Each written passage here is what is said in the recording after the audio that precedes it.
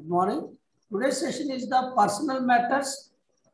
Faculty is Sri J.C. Nagaraja Garu, retired Deputy CPO. I request Nagaraja Garu, please take over the session, sir. ఈరోజు మనం establishment matters గురించి తెలుసుకుందాము. నేను పోతూ Telugu and ఇంగ్లీష్లో చెప్తూ పోతూ ఉంటాను. Kindly follow me. సింపుల్ ఇంగ్లీష్లో చెప్తాను, యాజ్ వెల్ యాజ్ తెలుగులో కూడా చెప్తూ ఉంటాను. అట్ ది ఎండ్ మీకు ఏమైనా డౌట్స్ వస్తే కానీ you please note down on the paper.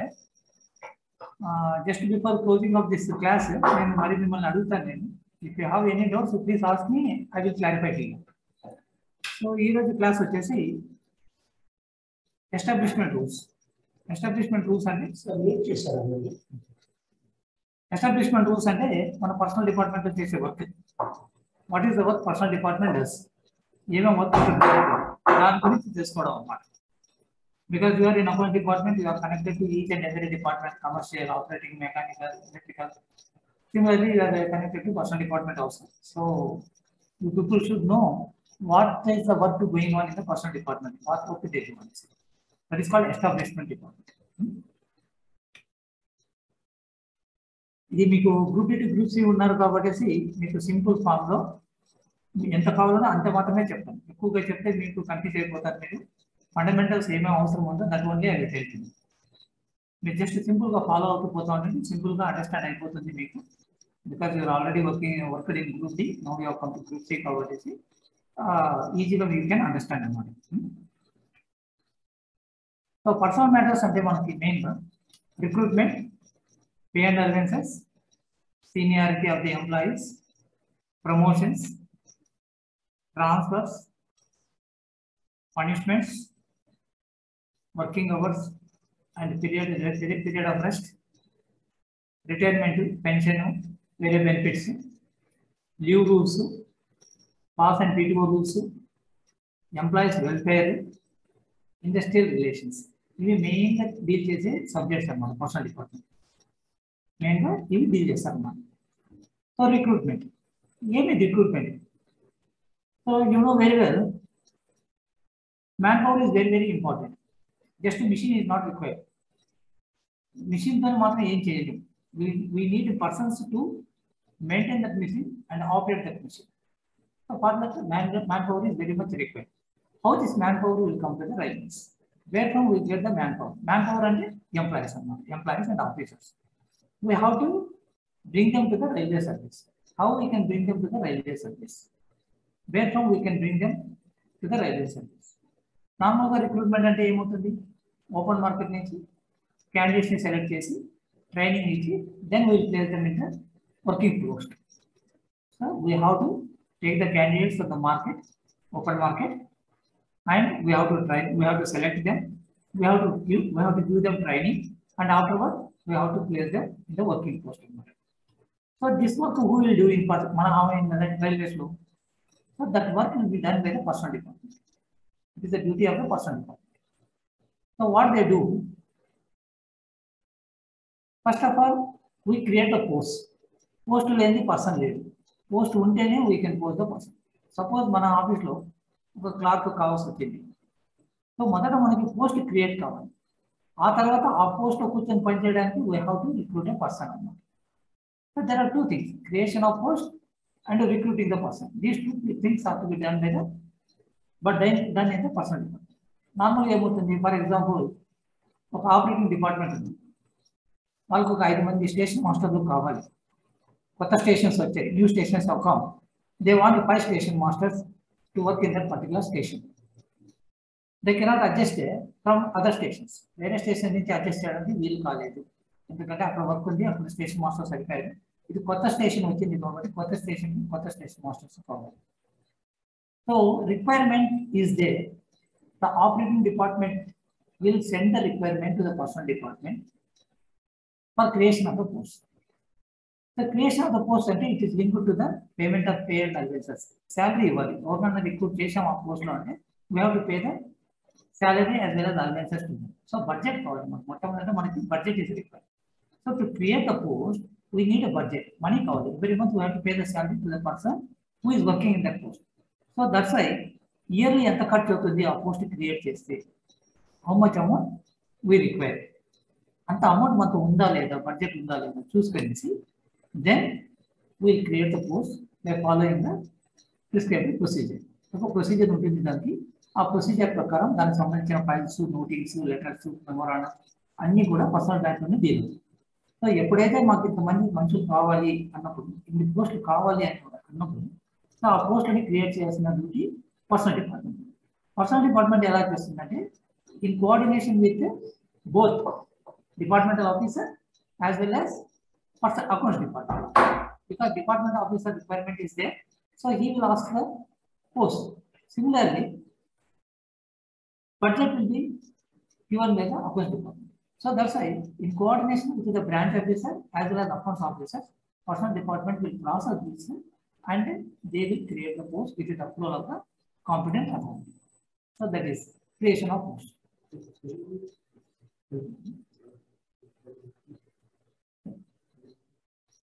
So ఈ విధంగా వాళ్ళు పోస్ట్ క్రియేట్ అవుతుంది.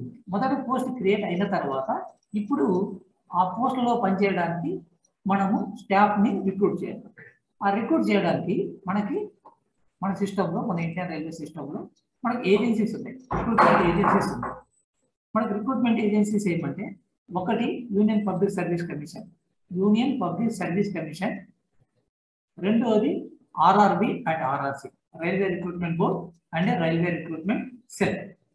ఈ రిక్రూట్మెంట్ ఏజెన్సీస్ మనకి, ఈ రిక్రూట్మెంట్ ఏజెన్సీస్ ద్వారా మనం ఓపెన్ మార్కెట్ నుంచి ఎలిజిబుల్ క్యాండిడేట్స్ ని, సూటబుల్ క్యాండిడేట్స్ ని మనం రిక్రూట్ చేసుకొని ట్రైనింగ్ ఇవ్వడం జరుగుతుంది. మనకుండే క్యాడర్లో group A, group B, group C post ఉంది. ఏ పోస్ట్ అయినా తీసుకోండి, గ్రూప్ ఏ అయినా ఉండాలి, లేదంటే group B or group C or group D. ఇప్పుడు గ్రూప్ బి వాళ్ళని కూడా గ్రూప్ సి కింద మార్చేశారు అన్నమాట. సో మన దగ్గర 3 క్లాసిఫికేషన్స్ ఉన్నాయి, group A classification, group B classification and group C classification. ఇప్పుడు మీరందరూ ఉన్నారు, మీరందరూ గ్రూప్ సి క్లాసిఫికేషన్ కింద వస్తారు. మీ డిఎఫ్ఎం, ఏడిఎఫ్ఎం ఉన్నారు, వాళ్ళు గ్రూప్ బి క్లాసిఫికేషన్ కింద వస్తారన్నమాట. సీనియర్ డిఎఫ్ఎం ఉన్నారు, ఆయన గ్రూప్ ఏ కింద వస్తారన్నమాట. సో గ్రూప్ ఏ అంటే direct recruit officers through UPSC నుంచి సెలెక్ట్ చేయడం జరుగుతుంది అన్నమాట. యూనియన్ పబ్లిక్ సర్వీస్ కమిషన్ అనేది ఉంటుంది. వాళ్ళు ఎవ్రీ ఇయర్ నోటిఫికేషన్ ఇష్యూ చేస్తారు. ఎలిజిబుల్ క్యాండిడేట్స్ దానికి ఎగ్జామినేషన్ అపేర్ అవుతారు. అందులో మెరిట్లో సెలెక్ట్ అయిన వాళ్ళని వాళ్ళు రైల్వేకి సప్లై చేయడం జరుగుతుంది. తర్వాత రైల్వే వాళ్ళకి ట్రైనింగ్ ఇచ్చేసి పోస్ట్లో పెట్టడం జరుగుతుంది అన్నమాట. అలాగే గ్రూప్ సి కేటగిరీలో railway recruitment board and railway recruitment cell అనే 2 ఏజెన్సీలు ఉన్నాయి. ఈ 2 ఏజెన్సీలు కూడా railway agencies. Union public service commission is not under the control of railway, it is under the control of the central government, ministry of human resource development కింద ఉంటుంది అనమాట. తర్వాత హోమ్ మినిస్ట్రీలో ఉంటుంది యూనియన్ పబ్లిక్ సర్వీస్ కమిషన్. తర్వాత promotions మన RRB and RRC railway కంట్రోల్లో పనిచేస్తుంది. Railway recruitment board అనేది ఉంటుంది. వీళ్ళు గ్రూప్ సి పోస్టులకి నోటిఫికేషన్ ఇష్యూ చేసి ఎగ్జామ్ కండక్ట్ చేసి మెరిట్లో క్వాలిఫై అయిన వాళ్ళకి పోస్టింగ్ ఆర్డర్స్ కోసం రికమెండ్ చేస్తారు అన్నమాట. RRB, RRC railway recruitment cell కేవలం గ్రూప్ బి పోస్టులకు మాత్రమే నోటిఫికేషన్ ఇష్యూ చేసి క్యాండిడేట్స్ని సెలెక్ట్ చేసి వాళ్ళకి పోస్టింగ్ ఆర్డర్స్ ఇవ్వడానికి రికమెండ్ చేస్తుంది. సో ఇది మనకి group A union public service commission, group సికి వచ్చేసి ఆర్ఆర్బి అండ్ ఆర్ఆర్సి. గ్రూప్ బికి సాధ్యమైనంత డైరెక్ట్ రిక్రూట్మెంట్ లేదు, only group C employees group B ఆఫీసర్గా ప్రమోట్ అవుతారు అన్నమాట. డిపార్ట్మెంటల్ ఎగ్జామినేషన్ రాసి they will get promotion to the group B. So ఇప్పుడు వెరీ క్లియర్, మనకు పోస్ట్ క్రియేట్ కావాలి. ఒకసారి పోస్ట్ క్రియేట్ అయిన తర్వాత we have to select the persons and keep them. Persons select చేసి ఆ పోస్టులలో మనం అపాయింట్మెంట్ ఇవ్వాలన్నమాట. సో గ్రూప్ ఏ రిక్రూట్మెంట్ ఎవరు చేస్తారు? యూనియన్ పబ్లిక్ సర్వీస్ కమిషన్ చేస్తుంది. గ్రూప్ బిలో రిక్రూట్మెంట్ లేదు సాధ్యమైనంత వరకు, అది only 100% promotion from group C to group B మాత్రమే. గ్రూప్ సి వచ్చేసి railway recruitment board and railway recruitment cell ద్వారా క్యాండిడేట్స్ని సెలెక్ట్ చేసుకొని తీసుకోవడం జరుగుతుంది. ఇది కాకుండా మనకి వేరే మార్గాలు కూడా ఉన్నాయి రైల్వేలో రిక్రూట్మెంట్ చేయడానికి. ఒకటి appointment on compartment base. Sir ఆ పీపీటీ మూవ్ అవటం లేదు, పీపీటీ ఇక్కడ మూవ్ చేయలేదు. మీకు ఇది కనపడుతుంది? ఇది లేదు సార్, ఓన్లీ వెల్కమ్ స్లైడే కనిపిస్తుంది. అచ్చా ఓకే, మన షఫీ హెల్ప్ చేస్తారు.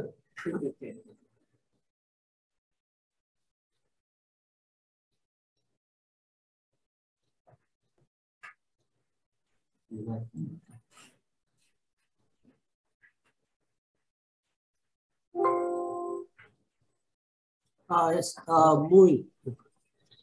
Yes, sir, moving. Please continue. So group A union public service commission చేస్తుంది. గ్రూప్ బి వచ్చేసి promotion group B, group C వచ్చేసి ఆర్ఆర్బి అండ్ ఆర్ఆర్సి ద్వారా చేస్తుంది. ఇది కాకుండా అదర్ దాన్ చేసి appointment and compassion bones. Compassion bones అంటే మన ఎవరైనా రైల్వే ఎంప్లాయీ సర్వీస్లో ఉంటూ చనిపోయినా లేకపోతే మెడికల్ అన్ఫిట్ అయిపోయినా అతని సర్వీస్ నుంచి మనము రిటైర్ చేసి వాళ్ళ భార్యకో లేకపోతే భర్తకో లేకపోతే పిల్లలకో ఉద్యోగం ఇవ్వడం మనకి ఒక స్కీమ్ ఉందన్నమాట. That is called appointment and compassional bones. ఆ విధంగా కూడా కొంతమంది క్యాండిడేట్స్ రైల్వేలో జాయిన్ కావడానికి అవకాశం ఉంది. తర్వాత sports quota recruitment. Sports quota recruitment అంటే మనది పెద్ద రైల్వే, చాలా పెద్ద రైల్వే ఉంది. దీంట్లో ఈ స్పోర్ట్స్ యాక్టివిటీస్ని మనము డెవలప్ చేయడానికి కొంతమంది స్పోర్ట్స్ క్యాండిడేట్స్ని మనం ఎవ్రీ ఇయర్ రిక్రూట్ చేసుకోవడం జరుగుతుంది అన్నమాట. మంచి ఎఫిషియెంట్గా మంచి మెడల్స్ అవి తీసుకున్న పార్టిసిపెంట్స్ని మనం సెలెక్షన్ చేసి వాళ్ళని కూడా మన స్పోర్ట్స్ కోటా కింద ఈ గ్రూప్ సి పోస్ట్లో మనం రిక్రూట్ చేయడం జరుగుతుంది అన్నమాట. ఈ appointment and compassional bones group సిలోనే జరుగుతుంది కానీ గ్రూప్ బిలో గ్రూప్ ఏలో జరగదు. ఈవెన్ ఒక ఆఫీసర్ చనిపోయినా కూడా వాళ్ళ పిల్లలకి అపాయింట్మెంట్ గ్రూప్ సిలోనే ఇవ్వడం జరుగుతుంది కానీ గ్రూప్ బి కానీ గ్రూప్ ఏలో ఇవ్వరు.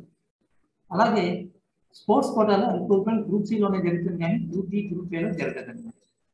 తర్వాత scouts and guides quota recruitment జరుగుతుంది. స్కౌట్స్ అండ్ గైడ్స్ ఉంటుంది. మీరు స్కూల్స్లో కాలేజెస్లో ఈ స్కౌట్స్ అండ్ గైడ్స్లో ఎవరైతే పార్టిసిపేట్ చేసి యాక్టివ్గా ఉండి మంచి అవార్డ్స్ అవి తెచ్చుకున్న వాళ్ళు ఉంటారు కదా, వాళ్ళకి నోటిఫికేషన్ ఇష్యూ చేసి అలాంటి వాళ్ళతో అప్లికేషన్ తెప్పించుకొని వాళ్ళకు ఒక స్క్రీనింగ్ అనేది టెస్ట్ కండక్ట్ చేసేసి వాళ్ళలో బెస్ట్ క్యాండిడేట్స్ని సెలెక్ట్ చేసుకొని మన రైల్వేలో అపాయింట్మెంట్ ఇవ్వడం జరుగుతుంది అన్నమాట. ఈ స్పోర్ట్స్ క్యాండిడేట్స్, స్కౌట్స్ క్యాండిడేట్స్ సర్వీస్కి వచ్చిన తర్వాత కూడా దే హ్యావ్ టు కంటిన్యూ. వాళ్ళు స్పోర్ట్స్ యాక్టివిటీస్లో కంటిన్యూ కావాలి. రైల్వే కోసం వాడు ఆడాలి. రైల్వేకి మంచి మెడల్స్ అవి తీసుకొని రావాలన్నమాట. తర్వాత కల్చరల్ కోటా. కల్చరల్ కోటా అంటే మన cultural drama, singing, dancing, music ఇలాంటివన్నీ ఉంటాయి. దాంట్లో కూడా మంచి అనుభవం ఉండి ప్రవేశం ఉన్న పిల్లలని ఒక సర్టన్ ఏజ్ లిమిట్ వరకు, మరి పెద్ద ఏజ్ కంటే చిన్న ఏజ్ వాళ్ళకి మాత్రమే రిక్రూట్మెంట్ చేసుకునేసి వాళ్ళని కూడా మనం గ్రూప్ సి పోస్టులో అపాయింట్మెంట్ చేస్తాం. వాళ్ళు రైల్వేకి పనిచేసి ఇలాంటి కల్చరల్ యాక్టివిటీస్ కూడా రైల్వే కోసం చేయాల్సి వస్తుంది అన్నమాట. తర్వాత engagement of substitutes. Substitutes engagement అంటే మనకి ఏమంటుంది, నార్మల్గా ఇప్పుడు మేము బంగ్లా ప్లేన్లోనే ఎంగేజ్ చేసుకుంటూ ఉంటాం సబ్స్టిట్యూట్గా. ఈ బంగ్లా ప్లేన్ మొదట అపాయింట్ చేసుకున్న తర్వాత వాళ్ళకి కొంతకాలం అయిన తర్వాత వాళ్ళకి టెంపరీ స్టాటస్ ఇవ్వడం జరుగుతుంది. ఆ తర్వాత వాళ్ళని రెగ్యులర్గా ఏదో ఒక గ్రూప్ బి పోస్ట్ ఇవ్వడం జరుగుతుంది. సో సబ్స్టిట్యూషన్ వచ్చేసి గ్రూప్ బిలో రిక్రూట్ చేయడం జరుగుతుంది. గ్రూప్ బి అంటే గ్రూప్ సి కాబట్టి అందులో రిక్రూట్ చేయడం జరుగుతుంది. సో ఇది మనకి రిక్రూట్మెంట్ ప్రాసెస్. మొదట పోస్ట్ క్రియేట్ చేస్తాం. ఆ పోస్ట్ క్రియేట్ అయిన తర్వాత ఆ పోస్టులో పనిచేయడానికి మనము బయట నుంచి వ్యక్తుల్ని తీసుకొచ్చి ఇందులో పోస్టింగ్ ఆర్డర్ ఇవ్వడం జరుగుతుంది అనమాట. That is group A, group B, group C. ఇప్పుడు మీకు అర్థమవుతుంది అనుకుంటాను పూర్తిగా రిక్రూట్మెంట్ ప్రాసెస్ ఎలా జరుగుతుంది, ఎక్కడి నుంచి మన క్యాండిడేట్స్ వస్తారు రైల్వేకి అనడానికి. సో ఇవి మార్గాలు అనమాట రైల్వేలో రిక్రూట్ కావడానికి. దీని తర్వాత వేరియస్ మోడ్స్ అంటారు అనమాట. మోడ్స్ అంటారు.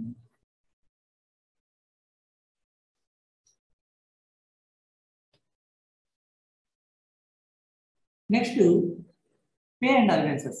ఒకసారి ఒక క్యాండిడేట్ని రిక్రూట్ చేసి మనం పోస్టింగ్లో పెట్టిన తర్వాత అతను పనిచేయడం మొదలు పెడితే అతనికి మనం జీతం ఇవ్వాల్సి వస్తుంది అనమాట. That is called salary. మేమంటాం శాలరీ అంటే శాలరీని ఇవ్వాల్సి వస్తుంది. శాలరీ అంటే ఏముంటుంది, శాలరీలో పే ఉంటుంది అండ్ అలవెన్సెస్ కూడా ఉంటాయి అన్నమాట. అలవెన్సెస్ ఉంటే పే ఉంటుంది అన్నమాట. ఇది కలిస్తేనే అది శాలరీ వస్తుంది.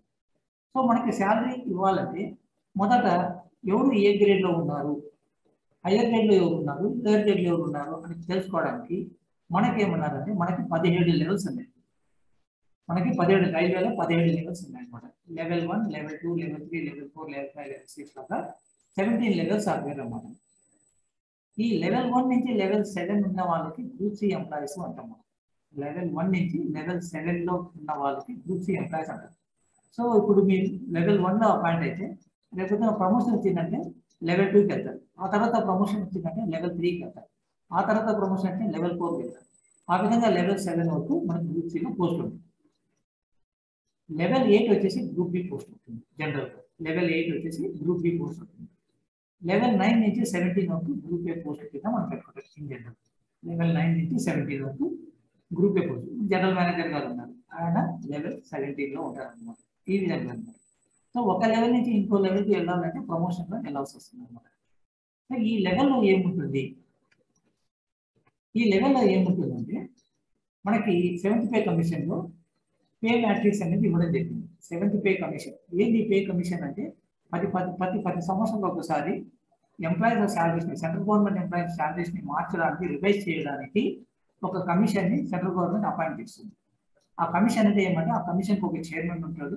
ఆ చైర్మన్ కింద కొంతమంది ఎమినెంట్ మెంబర్స్ ఉంటారు, మంచి ఎక్స్పీరియన్స్ ఉంటుంది. వేరే డిపార్ట్మెంట్ నుంచి, రకరకాల డిపార్ట్మెంట్ల నుంచి మంచి ఎక్స్పీరియన్స్ ఉంటే హై లెవెల్ ఎమినెంట్ ఆఫీసర్స్ని అందులో పెట్టడం జరుగుతున్నారు.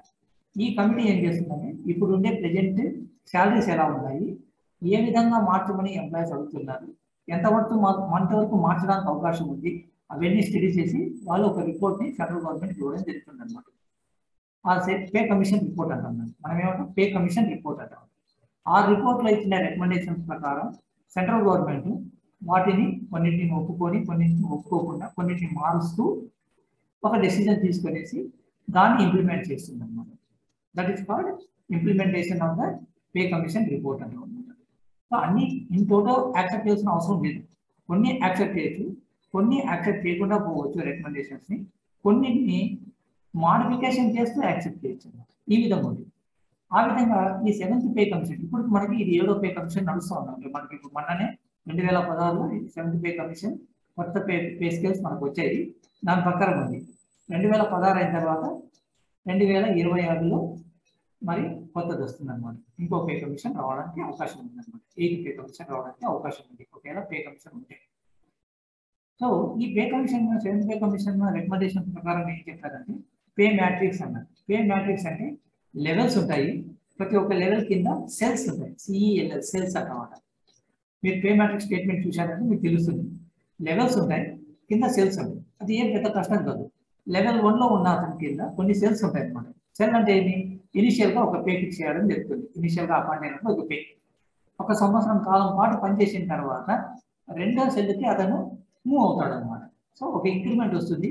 ఇంక్రిమెంట్ కాగానే రెండో సెల్లో పోయి కూర్చుంటాడు. అంటే రెండో సెల్లో ఏం పే ఉంటుందో ఆ పే ఇవ్వడం జరుగుతుంది. ఆ తర్వాత ఇంకొక 1 ఇయర్ చేసిన తర్వాత అతను మూడో సెల్కి కదులుతాడు అనమాట. ఈ will move to the third cell. అంటే అతని పే ఇంక్రీజ్ అవుతుంది అనమాట. ఆ విధంగా లాస్ట్ వరకు ఒక లెవెల్ కింద కొన్ని సెల్స్ ఉంటాయి అనమాట. 10, 12, 15, 20, 25 ఒక్కొక్కరికి ఒక రకంగా వాళ్ళ రికమెండేషన్ ప్రకారం ఉంటుంది అనమాట. సో ఎవ్రీ ఇయర్ ఎంప్లాయ్కి ఇంక్రిమెంట్ రాగానే ఒక సెల్ నుంచి ఇంకో సెల్కి అతని పే మారుతూ పోతుంది అనమాట. That is called pay matrix అనమాట. ప్రమోషన్ వచ్చిందంటే ఈ లెవెల్ నుంచి ఇంకో లెవెల్ మారుతాడు. అక్కడ ఒక సెల్లో అతని పే ఫిక్సేషన్ చేయడం జరుగుతుంది అనమాట. Pay fixation rules. సో మనకి టోటల్ 17 లెవెల్స్ ఉన్నాయి. ఇప్పుడు మీ ఏ లెవెల్లో ఉన్నారో మీకు తెలిసి ఉంటుంది. ఇప్పుడు బై దిస్ టైం మీరు ఏ లెవెల్లో పనిచేస్తున్నారో మీకు తెలుసు. మీ లెవెల్లో ఏ పే ఉంది, మీకు ఎన్ని సెల్స్ ఉన్నాయి, ఇంక్రిమెంట్ వస్తే ఏ సెల్ నుంచి ఏ సెల్కి మీరు మూవ్ అవుతారు అనేది కూడా మీకు ఈజీగా మీరు చూసుకోవచ్చు అన్నమాట. So that is called pay and allowances. Annual increment. ఇక్కడ మనకి గవర్నమెంట్ ఎంప్లాయీస్కి ఒక రూల్ ఏమంటే ఒక సంవత్సరం కాలం పాటు పనిచేసిన తర్వాత వాళ్ళకి ఒక ఇంక్రిమెంట్ ఇవ్వడం జరుగుతుంది. ఇప్పుడు చెప్పాను కదా, ఒక సెల్ నుంచి ఇంకో సెల్ మూవ్ అవుతారనేసి. అది ఎప్పుడు ఇస్తారు ఇంక్రిమెంట్ అంటే 1st జనవరి కన్నా లేకుంటే 1st జూలై కన్నా ఇంక్రిమెంట్ యూనిఫామ్ డేట్ అనమాట. 1 ఇయర్ కంప్లీట్ అయింది కాబట్టి నాకు ఈ మంత్లో 14వ తారీఖు నాకు 1 ఇయర్ కంప్లీట్ అయింది 14th నాకు ఇంక్రిమెంట్ రావాలి అని కాదు. సంవత్సరానికి జనవరి 1వ తారీఖు కన్నా లేకపోతే జూలై 1వ తారీఖు కన్నా దీనికి ఇంక్రిమెంట్ ఇవ్వడం జరుగుతుంది. అది ఎంప్లాయీ ఏ డేట్ కావాలంటే ఆ డేట్కి ఇవ్వడం జరుగుతుంది. కొంతమంది ఎంప్లాయీస్ 1st జనవరికి ఇంక్రిమెంట్ కావాలని అడుగుతారు. That is called option. కొంతమంది ఎంప్లాయీస్ 1st జూలై కావాలని అడిగి ఉంటారు అనమాట. పే కమిషన్ వచ్చినప్పుడు అప్పుడు అడిగి ఉన్నారు అనమాట. పే కమిషన్ ఇంప్లిమెంట్ చేసేటప్పుడు నాకు 1st జనవరి కావాలా లేకపోతే 1st జూలై కావాలని ఆప్షన్ ఇచ్చి ఉన్నారు అనమాట. దాని ప్రకారం 1st జనవరిలో 1st జూలైలో ఇంక్రిమెంట్ ఇవ్వడం జరుగుతుంది అనమాట. ఇంక్రిమెంట్ రావాలి ఒక సంవత్సరంలో అంటే మినిమం 6 నెలలు పనిచేసి ఉండాలి ఆ ఎంప్లాయీ. 12 నెలల్లో కనీసం 6 నెలలైనా అతను పనిచేసి ఉండాలి. అప్పుడే ఇంక్రిమెంట్ రావడానికి అవకాశం ఉంటుంది. లేదు సంవత్సరంలో 9 నెలలు యాబ్సెంట్ అయిపోయాడు, 3 నెలలు మాత్రమే పనిచేసాడంటే అతనికి ఆ సీకి ఇంక్రిమెంట్ రాదన్నమాట. మినిమం 6 మంత్స్ ఇంక్రిమెంట్ పనిచేసి ఉండాలి. అప్పుడే ఇంక్రిమెంట్ రావడం జరుగుతుంది. లేకపోతే ఇంక్రిమెంట్ రాదు. That is called annual increment. ఎందుకు మనం యాన్యువల్ ఇంక్రిమెంట్ అంటున్నామంటే యాన్యువల్ అంటే సంవత్సరం అనమాట. సో సంవత్సరం ఇచ్చే ఇంక్రిమెంట్ యాన్యువల్ ఇంక్రిమెంట్ అంటాం. ఇంకా వేరే ఇంక్రిమెంట్స్ ఉన్నాయి. వేరే ఇంక్రిమెంట్స్ కూడా ఉన్నాయన్నమాట. అడ్వాన్స్ ఇంక్రిమెంట్స్ అని, ఇంకేదో కొంచెం ఎగ్జామ్స్ పాస్ అయితే ఇచ్చే ఎగ్జామ్స్ అని ఇంక్రిమెంట్స్ అట్లా ఉండేవి అనమాట. ఇప్పుడు మనం మాట్లాడుకునేది కేవలం యాన్యువల్ ఇంక్రిమెంట్ గురించి చెప్పుకుంటున్నాం. సో ఈ ఇంక్రిమెంట్స్ కూడా ఎంప్లాయీకి ఇవ్వడం జరుగుతుంది అన్నమాట. సో శాలరీ బిల్స్ ఎవరైతే చేస్తారో పర్సనల్ డిపార్ట్మెంట్లో వాళ్ళ ప్రోగ్రామ్ ప్రకారం ఆటోమేటిక్గా ఫస్ట్ జూలైలో ఫస్ట్ జనవరిలో ఇంక్రిమెంట్ శాంక్షన్ చేయడం జరుగుతుంది అనమాట. ఇంతకుముందు మాన్యువల్గా చేసేవాళ్ళు ఇప్పుడు ఆటోమేటిక్గా ఈ డిఫెన్స్ సెంటర్లోనే చేయడం జరుగుతుంది అనమాట. ఇప్పుడు అలవెన్సెస్ అన్నాం, పే గురించి తెలుసుకున్నాం. పే ఏదో సెల్లులో ఏ సెల్లులో ఏం అమౌంట్ ఉంటుందో that will be the pay. ఇప్పుడు అలవెన్సెస్ ఏమో అలవెన్సెస్ ఇస్తారు ఎంప్లాయీకి, ఎన్ని రకాల అలవెన్సెస్ ఉన్నాయంటే ముఖ్యంగా మనకి డిఆర్ఎస్ అలవెన్స్ అనేది ముఖ్యమైన అలవెన్స్. డిఆర్ఎస్ అలవెన్స్ దాన్ని మనం సింపుల్గా డిఏ అంటాము. ఏమిటి డిఆర్ఎస్ అలవెన్స్ అంటే మనకి మన నిత్యావసరాలు సంబంధించిన వస్తువులు ఉంటాయి. మనము బియ్యము, బ్యాళ్ళు అవి ఇవి కొంటూ ఉంటాం. వాటి రేట్స్ ఎప్పుడు కూడా ఒకే స్థిరంగా ఉండవు అనమాట. అవి మారుతూ ఉంటాయి, డిమాండ్ మీద ప్రొడక్షన్ మీద డిపెండ్ అయ్యి మారుతూ ఉంటాయి. వాటి రేట్స్ ఎప్పుడు కూడా పెరుగుతూనే పోతూ ఉంటాయి. ఇన్ఫ్లేషన్ పెరుగుతూ పోతుంది. ఏమవుతుంది, జనాభా పెరుగుతుంది, మన దగ్గర ఉండే సరుకు తక్కువగా ఉంటుంది, డిమాండ్ పెరుగుతుంది, ఆటోమేటిక్గా రేట్స్ పెరుగుతూనే పోతూ ఉంటాయి అన్నమాట. సో ఇలా రేటు పెరుగుతూ పోతున్నందువల్ల ఎంప్లాయీకి ఇచ్చిందే శాలరీ పే దానికి అతను ఈ నెల తన పర్చేసింగ్ కెపాసిటీ ఎంత ఉంటుందో నెక్స్ట్ మంత్కి ఆ పర్చేసింగ్ కెపాసిటీ తగ్గుతుంది. ఎందుకంటే రూపీ వాల్యూ తగ్గితే పర్చేసింగ్ వాల్యూ తగ్గుతుంది అనమాట. ఈరోజు నేను 50 రూపాయలు ఖర్చు పెట్టగలను అని అనుకుంటే రేపు అదే వస్తువు నాకు 60 రూపాయలు దొరుకుతున్నప్పుడు నేను 50 రూపాయలు ఆ వస్తువుని కొనలేను అనమాట పూర్తిగా. సో నేను పర్చేస్ చేసే కెపాసిటీ నాకు తగ్గుతుంది అనమాట. కాబట్టి దాన్ని కాంపెన్సేట్ చేయడానికి సో ఎంప్లాయీకి డిఆర్ఎస్ అలవెన్స్ అనేది ఇవ్వడం జరుగుతుంది అనమాట. అది ప్రతి 6 months ఒకసారి ఈ డిఆర్ఎస్ అలవెన్స్ పెంచడం జరుగుతుంది. దానికి ఒక క్యాలిక్యులేషన్ ఉంటుంది, మనకి ఒక ఫార్ములా ఉంది. ఆ ఫార్ములా ప్రకారం సెంట్రల్ గవర్నమెంట్ ఫైనాన్స్ మినిస్ట్రీ వాళ్ళు క్యాలిక్యులేట్ చేసి ఇంత శాతం మనము డిఏని పెంచవచ్చు. ఆ శాతం దేని మీద లెక్క కడతామంటే బేసిక్ పే మీద మనం లెక్క కడతాం అన్నమాట. సో ప్రెసెంట్ ఎంత ఉంది, మనకి 31% డిఏ ఉంది. సో ఈ డిఏ పెరుగుతూ పోతుంది. మరి జూలై నెల, జనవరి నెలలో ఒకసారి పెరుగుతుంది, జూలై నెలలో ఒకసారి పెరుగుతుంది అన్నమాట. ఆ విధంగా మనకి సంవత్సరానికి 2 సార్లు ఈ డిఆర్ఎస్ అలవెన్స్ పెరగడం జరుగుతుంది అన్నమాట. ఆ డిఆర్ఎస్ అలవెన్స్ పెరిగినప్పుడల్లా మన శాలరీ ఇంక్రీజ్ అయినట్టుగా కనపడుతుంది అనమాట. ఇన్ఫాక్ట్ అది ఇంక్రీజ్ అయినట్టు కనపడినా కూడా ఆ ఎక్స్ట్రా ఇచ్చిన డబ్బు ఇది ఎక్కడ వెళ్ళిపోతుంది, మనకి ఈ రేట్ పెరగడం వల్ల అక్కడ ఖర్చు అయిపోతుంది. సో ఎంప్లాయ్ మిగలదు, ఏది మిగలదు. బట్ ఎంప్లాయ్కి వచ్చేసి అతను పర్చేసింగ్ కెపాసిటీని తగ్గించుకోకుండా ఒక లెవెల్లో ఉంచడానికి డిఆర్ఎస్ అలవెన్స్ ఇవ్వడం జరుగుతుంది. రెండోది ట్రాన్స్పోర్ట్ అలవెన్స్. ట్రాన్స్పోర్ట్ అలవెన్స్ అంటే ఏమంటే మనము ఒక చోట పనిచేస్తాం, ఒక ఆఫీస్లో పనిచేస్తాం, కానీ ఆఫీస్కి కాస్త దూరంగా ఉంటాం. మన ఇల్లు ఎక్కడో ఉంది. సో ప్రతిరోజు మనము ఇంటి దగ్గర నుంచి ఆఫీస్కి రావడం, ఆఫీస్ నుంచి ఇంటికి పోవడం జరుగుతుంది. రావడం పోవడం చేయడం అంటే మనకు కాస్త ఎక్స్పెండిచర్ అవుతుంది. బస్సులో వచ్చినా, ఆటోలో వచ్చినా, మన ఓన్ వెహికల్ స్కూటర్లో వచ్చినా మనకు కాస్త ఎక్స్పెండిచర్ అవుతుంది. సో ఈ ఎక్స్పెండిచర్ని కాంపెన్సేట్ చేయడానికి ట్రాన్స్పోర్ట్ అలవెన్స్ అనేది ప్రతి నెల ప్రతి ఎంప్లాయీకి ఇవ్వడం జరుగుతుంది అన్నమాట. దానికి డిస్టెన్స్ సంబంధం లేదు, ఆఫీస్కి ఇంటికి ఎంత దూరం ఉన్నారు మీరు సంబంధం లేదు. సో ప్రతి ఎంప్లాయీకి ట్రాన్స్పోర్టేషన్ అలవెన్స్ ఇవ్వడం జరుగుతుంది. కాకపోతే ఎంప్లాయీ నెల రోజులు కంటిన్యూస్గా పనిచేస్తుంటారు అన్నమాట. That is transportation allowance. తర్వాత ట్రావెలింగ్ అలవెన్స్. ఈ ట్రావెలింగ్ అలవెన్స్ అంటే మనం టీఏడిఏ అంటాం. టీఏ అంటే ట్రావెలింగ్ అలవెన్స్, డిఏ అంటే డైలీ అలవెన్స్. మనకు రైల్వేలో ఎలా ఉంటుందంటే మనము ఆఫీస్లో కూర్చొని పనిచేసే స్టాఫ్ కన్నా ఓపెన్ లైన్లో తిరిగి పనిచేసే స్టాఫే ఎక్కువ మనకి. ఆల్ టెక్నికల్ డిపార్ట్మెంట్స్ ఎక్కువ ఉన్నాయి కాబట్టి ట్రాక్ మెయింటెనెన్స్, సిగ్నల్ మెయింటెనెన్స్, తర్వాత వేరియస్ థింగ్స్ అంతా ఓపెన్ లైన్లోనే ఉంటారు కాబట్టి వాటికి సంబంధించిన డిపార్ట్మెంట్ ఎంప్లాయీస్ కంపల్సరీగా వాళ్ళు ఒక ప్లేస్ నుంచి ఒక ప్లేస్కి మూవ్ కావాల్సి వస్తూ ఉంటుంది అన్నమాట.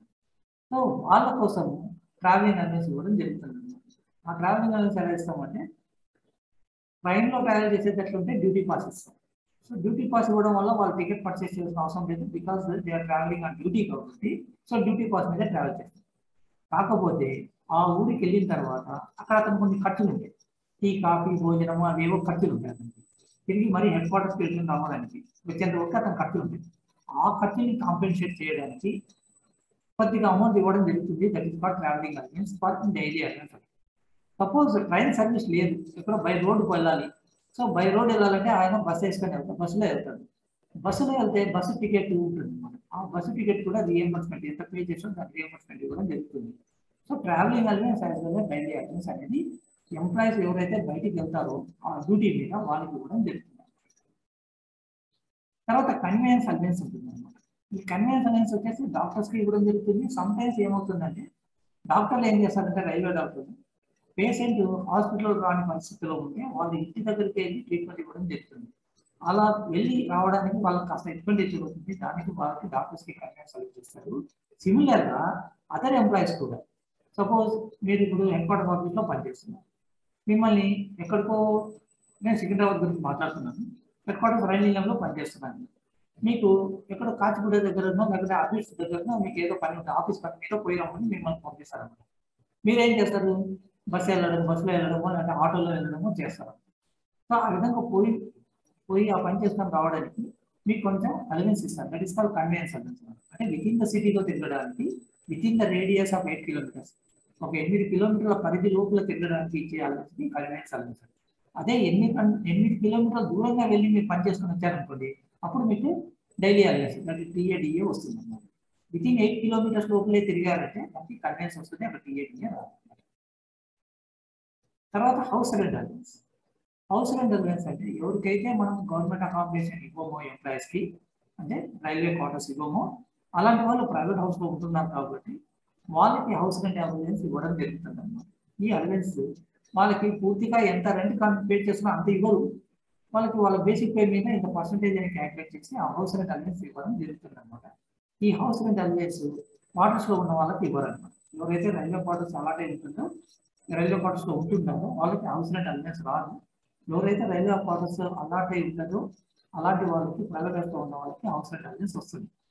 అదేవిధంగా సొంత ఇంట్లో ఉన్నారనుకోండి, ఎవరన్నా సొంత ఇంట్లో ఉన్న వాళ్ళకు కూడా హౌస్ రెంట్ అలవెన్స్ ఇవ్వడం జరుగుతుంది. ఎందుకంటే సొంత ఇంట్లో ఉన్న వాళ్ళకు కూడా మెయింటెనెన్స్ కోసం కొంచెం ఖర్చు చేయడం వస్తుంది, వాళ్ళు కూడా ప్రాపర్టీ ట్యాక్స్ అన్ని కట్టాల్సి వస్తుంది, కాబట్టి వాళ్ళకు కూడా ఈ హౌస్ రెంట్ అలవెన్స్ అనేది వర్తిస్తుంది అన్నమాట. తర్వాత night duty allowance. Night duty allowance అయితే ఎవరైతే నైట్ డ్యూటీ చేస్తారో వాళ్ళకి ఒక రకమైన అలవెన్స్ ఇవ్వడం జరుగుతుంది. ఆ అలవెన్స్ ని నైట్ డ్యూటీ అలవెన్స్ అని చెప్పడం జరుగుతుంది అనమాట. నైట్ డ్యూటీ ఎందుకు చేయాల్సి వస్తుందంటే మన రైల్వేలో మనం 24 hours పనిచేస్తుంది. రైల్వే ఎప్పుడు కూడా ఈ నైట్ టైం పని చేయము అనేది ఉండదు అన్నమాట. ఓన్లీ అడ్మినిస్ట్రేటివ్ ఆఫీసర్స్ మాత్రమే నైట్ టైమ్స్ పనిచేయదు. మిగతా అన్ని ఆఫీసులు, అన్ని స్టేషన్స్ నైట్ టైమ్స్ పనిచేస్తాయి. కాబట్టి ఈ మనం 24 hours ట్రైన్స్ నడుస్తూ ఉంటాం కాబట్టి దానికి సంబంధించిన వర్క్ అంతా చేసే స్టాఫ్ కూడా నైట్ డ్యూటీ చేయాల్సి ఉంటుంది. కాబట్టి వాళ్ళకి నైట్ డ్యూటీ అలవెన్స్ ఇవ్వడం జరుగుతుంది. ఇక్కడ నైట్ డ్యూటీ అంటే రాత్రి 10 గంటల నుంచి ఉదయం 6 గంటల వరకు నైట్గా ట్రీట్ చేస్తాం. రాత్రి 10 గంటల నుంచి ఉదయం 6 గంటల వరకు నైట్ అనేది, ఆ నైట్ పీరియడ్ అని మనం ట్రీట్ చేస్తూ ఉంటాం. ఈ పీరియడ్లో ఎన్ని గంటలు పనిచేస్తారో ఆ గంటలకి లెక్క వేసుకొని నైట్ డ్యూటీ అలవెన్స్ ఇవ్వడం జరుగుతుంది అన్నమాట. ఈ డీటెయిల్స్ ఇప్పుడు మీకు చెప్పడం లేదు, ఏ విధంగా కలెక్ట్ చేస్తారు అంటే నేను చెప్పడం లేదు. మొదట ఏమేమి అలవెన్సెస్ ఉన్నాయని ఒకసారి ఒక బేస్ ఐడియా ఇవ్వడానికి ఇవన్నీ చెప్తున్నాము. తర్వాత over time allowance. Over time allowance అనేది కూడా ఇవ్వడం జరుగుతుంది. ప్రతి ఎంప్లాయీ రోజుకి ఇన్ని గంటలు పనిచేయాలని ఒక నియమం ఉంటుంది, ఒక రూల్ ఉంటుంది.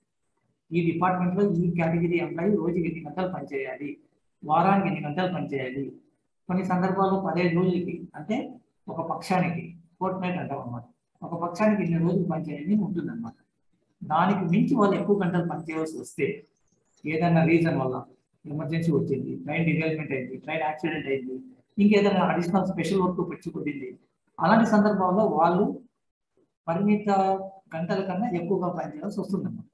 అలాంటి సందర్భంలో ఎక్కువగా పనిచేసిన గంటలకి వాళ్ళకి కాంపెన్సేషన్ ఇవ్వడం జరుగుతుంది. That is called over time allowance అని అనడం జరుగుతుంది అన్నమాట. ఈ అలవెన్స్ కూడా ఎంప్లాయీస్కి ఎలిజిబిలిటీ ఉంటుంది అన్నమాట. Running allowances. రన్నింగ్ అలవెన్సెస్ అంటే రన్నింగ్ స్టాఫ్కి ఇచ్చే అలవెన్సెస్. ఇక్కడ రన్నింగ్ స్టాఫ్ అంటే ఎవరు? Loco pilots, assistant loco pilots, guards, ఈ వీళ్ళని రన్నింగ్ స్టాఫ్ అంటారు. షంటర్స్ని కూడా మనం రన్నింగ్ స్టాఫ్ అంటాం. షంటర్స్ ఉంటారు, యార్డ్లో షంటింగ్ చేస్తూ ఉంటారు, వాళ్ళని కూడా మనం రన్నింగ్ స్టాఫ్ కింద లెక్కిస్తాం. కాబట్టి ఈ loco pilots, assistant loco pilots, గార్డ్స్కి కొన్ని రకాలైన అలవెన్సెస్ ఉంటాయన్నమాట. సో ఇట్ ఈస్ కాల్డ్, వాళ్ళు ట్రైన్లలో తిరిగి ట్రైన్ నడవడానికి అవకాశం ఉంటారు కాబట్టి వాళ్ళు రన్నింగ్ అలవెన్స్ ఇవ్వడం జరుగుతుంది అన్నమాట. అందులో various kinds of running allowances are, రకరకాల రన్నింగ్ అలవెన్సెస్ ఉన్నాయి వాళ్ళకి. ఆ రన్నింగ్ అలవెన్సెస్ ఎవరికి ఎంత ఎలా ఇవ్వాలి అనేది కొన్ని అమౌంట్ రూపంలో, కొన్ని కిలోమీటర్స్ రూపంలో ఇవ్వడం జరుగుతుంది అనమాట. సో ఈ అలవెన్సెస్ అన్ని వాళ్ళకి ఇవ్వడం జరుగుతుంది, రన్నింగ్ అలవెన్సెస్ అనమాట. ఇది సపరేట్గా రన్నింగ్ అలవెన్సెస్కి సపరేట్గా రూల్స్ ఉన్నాయి. దాంట్లో బ్రేక్ డౌన్ అలవెన్స్ అనేసి, వాళ్ళకి నెగిటివిటీ అలవెన్స్ అనేసి, తర్వాత కిలోమీటర్ అలవెన్స్ అనేసి, ఇవన్నీ ఎన్నో ఉంటాయి అన్నమాట. అవన్నీ అందులో రన్నింగ్ అలవెన్సెస్ కలుస్తాయి. అవి ఇవ్వడం జరుగుతుంది అందరికి. అది only for running staff. Break down allowance. Break down allowance అంటే ఎప్పుడైనా ఏదైనా డిస్లొకేషన్ ఫర్ ట్రైన్ సర్వీసెస్, ఏదో డిరైల్మెంట్ అయింది, ఇంకా బ్రీచెస్, వరదలు వచ్చేసి ట్రాక్ కొట్టుకుపోయింది, ఇలాంటివన్నీ జరిగి యాక్సిడెంట్ అయింది, ట్రైన్ యాక్సిడెంట్ అయింది. అలాంటి సందర్భంలో అక్కడ జరిగిన యాక్సిడెంట్ని రెస్టోర్ చేయడానికి కొంతమంది స్టాఫ్ వెళ్తారనమాట. బ్రేక్ డౌన్ స్టాఫ్ అంటే వాళ్ళు క్రెయిన్ అవి ఇవి తీసుకునేసి వెళ్తారనమాట. మీరు చూసింటారు అంటే బ్రేక్ డౌన్ స్పెషల్ చూసింటారు. వాటిని తీసుకెళ్తారు. అక్కడ వాళ్ళు మొత్తం రెస్టోర్ అయిన వరకు అక్కడ పని చేస్తారు వాళ్ళు. ఈ బ్రేక్ డౌన్ స్టాఫ్ అనమాట. బ్రేక్ డౌన్ స్టాఫ్ అంటే ఆల్రెడీ వాళ్ళు బిల్డింగ్గా అప్లై చేసుకునేసి సెలెక్ట్ అయి ఉంటారు అనమాట. ప్రతి ఒక్క డిపార్ట్మెంట్ నుంచి, సిఎండబ్ల్యూ డిపార్ట్మెంట్ నుంచి, మెయిన్గా లోకో, ఎలక్ట్రికల్, ఎస్ఎటి ఆ డిపార్ట్మెంట్ నుంచి ఉంటారనమాట. వాళ్ళు ఇమీడియట్గా ఎక్కడైతే బ్రేక్ డౌన్ జరుగుతుందో ఇమీడియట్గా వాళ్ళు సాయంత్రం కొట్టంగానే వాళ్ళు ఇమీడియట్గా ఆ ప్రాంతానికి వెళ్ళేసి రెస్టోర్ చేసి ట్రాక్ అంతా రెస్టోర్ చేసేసి వాపస్ వస్తారు అనమాట. అలా పనిచేసి వచ్చినందుకు వాళ్ళకి ఒక సపరేట్ అలవెన్స్ ఇస్తారు. అది కాల్ బ్రేక్ డౌన్ అలవెన్స్ అని అంటారు. తర్వాత చిల్డ్రన్ ఎడ్యుకేషన్ అలవెన్స్. ఇది వెల్ఫేర్ ఐటమ్ కింద వస్తుంది. చిల్డ్రన్ ఎడ్యుకేషన్ అలవెన్స్ మన రైల్వే ఎంప్లాయీస్కి, చిల్డ్రన్కి ఎడ్యుకేషన్ కోసం మనకి స్కూల్స్ ఉండేవి, రైల్వే స్కూల్స్ ఉండేవి. ఒకప్పుడు మనకి ప్రైవేట్లో, స్టేట్ గవర్నమెంట్ స్కూల్స్ చాలా తక్కువగా ఉండేవి. అందుకోసం మన రైల్వే ఎంప్లాయీస్ కోసం వచ్చేసి మనం స్కూల్స్ రన్ చేసేవాళ్ళం. ఇప్పుడు గ్రాడ్యుయేట్గా ఏమైందంటే ఈ ఎడ్యుకేషన్ సిస్టమ్ని ప్రైవేటైజ్ కూడా చేయడం వల్ల ప్రైవేట్ స్కూల్స్ కూడా మనకు చాలా వచ్చేసాయి అన్నమాట. సో అక్కడ ప్రైవేట్ స్కూల్స్లో ఎడ్యుకేషన్ కోసం వచ్చేసి వాళ్ళు కొన్ని ఫీజులు అవి ఇవి అడుగుతూ ఉంటారు. అలాంటివి మన రైల్వే ఎంప్లాయీస్ పిల్లలు కంపల్సరీగా రైల్వే స్కూల్లోనే చదవాలనే నియమం అంటూ ఏమీ లేదు. వాళ్ళ ఇష్టం, వాళ్ళ పిల్లలని ఎక్కడైనా కూడా చదివించుకోవచ్చు అన్నమాట. సో అలాంటి సందర్భంలో పిల్లలకి ఒక్కొక్క చిల్డ్రన్, ఒక చైల్డ్కి ఇంత అమౌంట్ అని ఇవ్వడం జరుగుతున్నారు. దేనికోసం? ఫీజులకి కానీ, బుక్స్ కానీ, తర్వాత యూనిఫామ్ కానీ అన్నీ కలిపేసి అందులో చిల్డ్రన్ ఎడ్యుకేషన్ అలవెన్స్ కింద ఇంత అమౌంట్ అని ఇవ్వడం జరుగుతుంది అనమాట. అది ఇద్దరు పిల్లలకి ఇస్తారు. ఫస్ట్ అండ్ సెకండ్ చిల్డ్రన్కి ఇవ్వడం జరుగుతుంది అనమాట. అది ఎంప్లాయీకి ఇస్తారు. Employee can spend that amount for the education purpose of the children అనమాట. అది సపోజ్ ఎంప్లాయీస్ వాళ్ళ పిల్లలని హాస్టల్లో పెట్టి చదివిస్తారు అనుకోండి. ఎంప్లాయీ ఎక్కడ వర్క్ చేస్తున్నాడో అక్కడ స్కూల్ లేదు, స్కూల్లో పెట్టి స్కూల్ దగ్గర ఇక్కడ పనిచేయలేదు, కాబట్టి ఆ స్కూల్ ఎక్కడ ఉందో ఆ స్కూల్ దగ్గరలోనే హాస్టల్లో, స్కూల్ నడిపే హాస్టల్లో, స్కూల్ కొన్ని స్కూల్స్ హాస్టల్ నడుస్తూ ఉంటాయి. అలాంటి చోట్ల నేను వేరే హాస్టల్స్ పెట్టి పిల్లలను చదివించడం జరుగుతుంది. దానికి కూడా హాస్టల్ సబ్సిడీ అని కూడా ఇవ్వడం జరుగుతుంది అనమాట. National holiday allowance. మనకి నేషనల్ హాలిడేస్ ఉంటాయి. మెయిన్గా మనకి నేషనల్ హాలిడేస్ ఏమి ఆగస్టు 15, జనవరి 26, 2 అక్టోబర్ ఇవి నేషనల్ హాలిడేస్ కింద వస్తాయి మనకి. మహాత్మా గాంధీ జయంతి అలాంటి రోజుల్లో కాక ఇంకా కొన్ని ఫెస్టివల్స్ ఉంటాయి, ఇంపార్టెంట్ ఫెస్టివల్స్ ఉంటాయి. అన్ని రిలీజియన్స్లో కూడా ఇంపార్టెంట్ ఫెస్టివల్స్ ఉంటాయి. ఆ ఫెస్టివల్స్లో అది జనరల్ హాలిడే కింద వస్తుంది. ఆ జనరల్ హాలిడే రోజు కొంతమంది పనిచేయాల్సి వస్తుంది. ఇంకా స్టేషన్ మాస్టర్స్ పనిచేయాలి, డ్రైవర్స్ పనిచేయాలి, మన గార్డ్స్ పనిచేయాలి, స్టేషన్ స్టాఫ్ పనిచేయాలి, వీళ్ళందరూ పనిచేయాల్సి వస్తుంది అన్నమాట. వాళ్ళు నేషనల్ హాలిడే కదా అనేది ఏదో కూర్చోడం కుదరదు. Because we have to run the trains all the time కాబట్టి. సో అలాంటి వాళ్ళు ఆ హాలిడే రోజు హాలిడే అరేంజ్ చేయకుండా పనిచేస్తున్నందువల్ల వాళ్ళకి ఇచ్చే అలవెన్స్ ని నేషనల్ హాలిడే అలవెన్స్ అని అంటారు అనమాట. ఒక్కొక్క పీరియడ్ వాళ్ళకి ఇంత పీరియడ్ ఇంత అమౌంట్ అని ఉంటుంది అనమాట. That will be given to the employee. Risk and hardship allowance. Risk and hardship allowance ఇవి వేరియస్ డిపార్ట్మెంట్స్ లో కాస్త రిస్క్ అండ్ హార్డ్షిప్స్ ఉంటాయి. వాటికి సంబంధించిన అలవెన్సెస్ కూడా ఇవ్వడం జరుగుతుంది. తర్వాత నాన్ ప్రాక్టీసింగ్ అలవెన్స్ అని ఒక అలవెన్స్ ఉంది. ఈ నాన్ ప్రాక్టీసింగ్ అలవెన్స్ అని ఇది రైల్వే డాక్టర్లకు మాత్రమే ఇచ్చే అలవెన్స్ అనమాట. సో రైల్వే డాక్టర్లు బయట ఎక్కడ ప్రైవేట్ ప్రాక్టీస్ పెట్టకూడదు. వాళ్ళు కేవలం మన రైల్వే ఎంప్లాయీస్ వాళ్ళ ఫ్యామిలీస్ మాత్రమే ట్రీట్మెంట్ ఇవ్వాలి, బయట ఎక్కడ కూడా వాళ్ళు క్లినిక్స్ ఓపెన్ చేసుకోకూడదు అనే నియమం కింద వీళ్ళకి నాన్ ప్రాక్టీసింగ్ అలవెన్స్ అని ఇవ్వడం జరుగుతుంది. ఈ నాన్ ప్రాక్టీసింగ్ అలవెన్స్ తీసుకున్న డాక్టర్స్ బయట ఎక్కడ కూడా ప్రైవేట్ క్లినిక్ పెట్టకూడదు, అది నేరం కింద అవుతుంది అనమాట. తర్వాత నర్సింగ్ అలవెన్స్. మన హాస్పిటల్లో నర్సెస్ ఉంటారు. ఈ నర్సెస్ వాళ్ళు చేసే వర్క్కి నర్సింగ్ అలవెన్స్ అని కూడా ఇస్తారన్నమాట. ఇంకా వై వేర్ గివింగ్ అంటే ఆ nature of work is such నార్మల్గా అది ఎంతో డివైన్ వర్క్ అనమాట. నర్సెస్ చేసే వర్క్ డివైన్ అనమాట. డివైన్ దైవత్వంతో కూడుకున్న ఒక వృత్తి అనమాట. సో అంతగా చేస్తున్నప్పుడు వాళ్ళకి ఒక రకమైన అలవెన్స్ ఇవ్వడం జరుగుతుంది. ఇట్ ఈస్ ఓన్లీ జస్ట్ వాళ్ళకి ఇచ్చే ఒక గౌరవం కింద ఇచ్చారు, నర్సింగ్ అలవెన్స్ ఇవ్వడం జరుగుతుంది. వాళ్ళు చేసే పనికి మనం కాంపెన్సేషన్ కట్టలేము అనమాట, అంత గొప్ప పని చేస్తాం.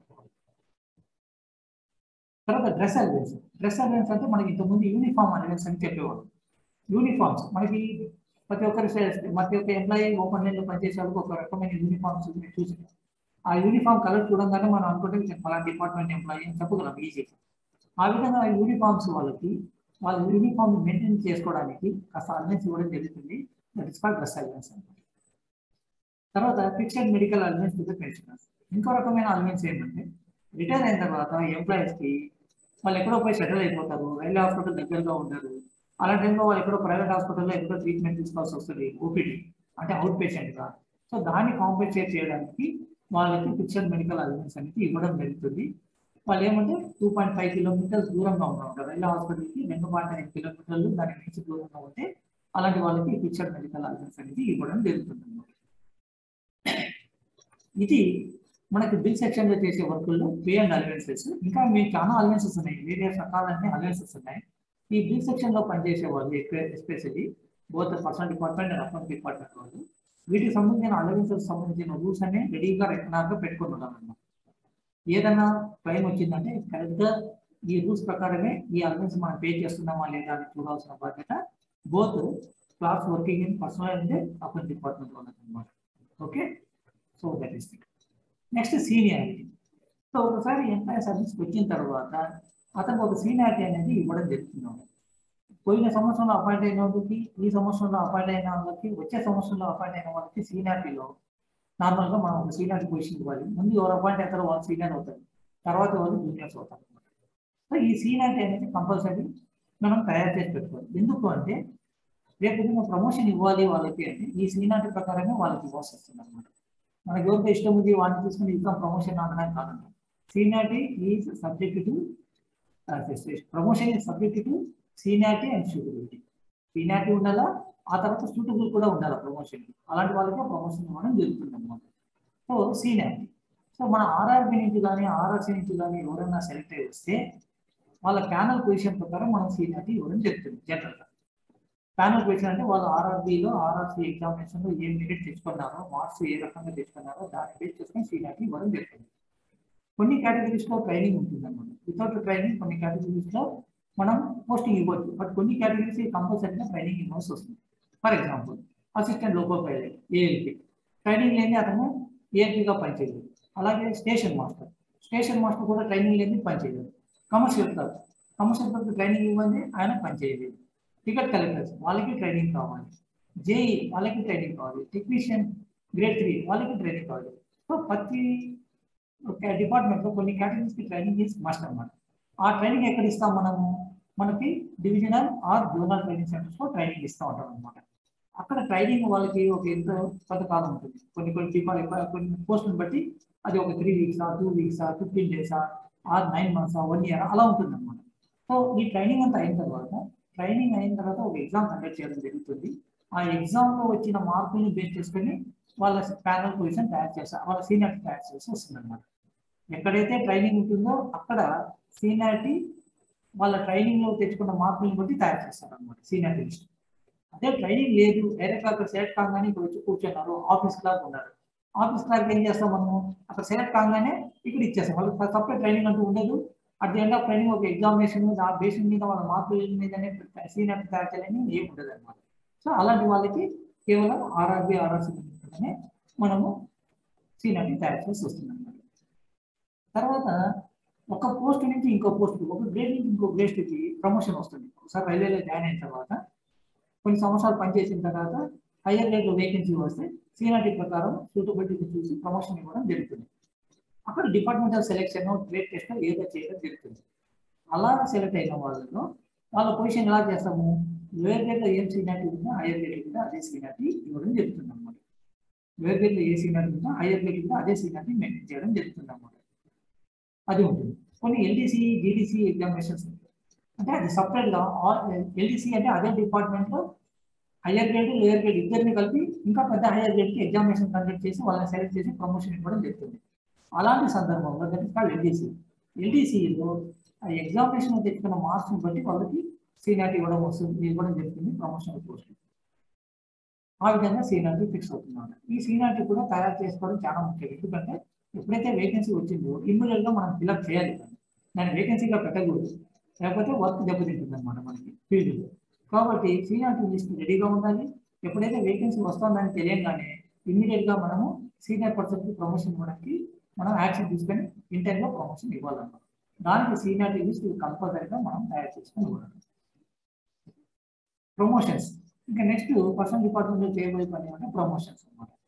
ఈ ప్రమోషన్ అనేది as per seniority subject availability of the vacancy and suitability of the employee. ఇక్కడ ఏముందంటే సీనియారిటీ ఉండాలి, ఫస్ట్ ఆఫ్ ఆల్ వేకెన్సీ ఉండాలి, ఆ తర్వాత సీనియర్ ఎంప్లాయీని పికప్ చేసుకొచ్చి ఆయన సూటబుల్ అంటేనే ఆయన ప్రమోషన్ ఇవ్వడం చెప్తాడు. ఆ సూటబిలిటీ ఎలా చేస్తాం మనము? ఏదో ఒక టెస్ట్ కండక్ట్ చేస్తాం. అది రిటర్న్ టెస్ట్ కావచ్చు, ఓరల్ టెస్ట్ కావచ్చు, ట్రేడ్ టెస్ట్ కావచ్చు. ట్రేడ్ టెస్ట్ అంటే ఏంటి? టెక్నికల్ డిపార్ట్మెంట్ వాళ్ళకి ఆ టెక్నికల్ స్టాఫ్కి ఒక వర్క్ ఇస్తారనమాట. ఒక వర్క్ ఇచ్చి ఈ వర్క్ని ఇంత టైం చేసి చూపించు అంటారు. అతను ఆ టైంలో ఆ వర్క్ చేసి చూపించాడంటే అతనికి మార్కులు ఇస్తారు. అతను సూటబుల్ అయింది. సో అలాంటి వాళ్ళకి ప్రమోషన్ ఇవ్వడం జరుగుతుంది by conducting the trade test అన్నమాట. టీటీ అంటున్నారు, ట్రేడ్ టెస్ట్ అంటారు.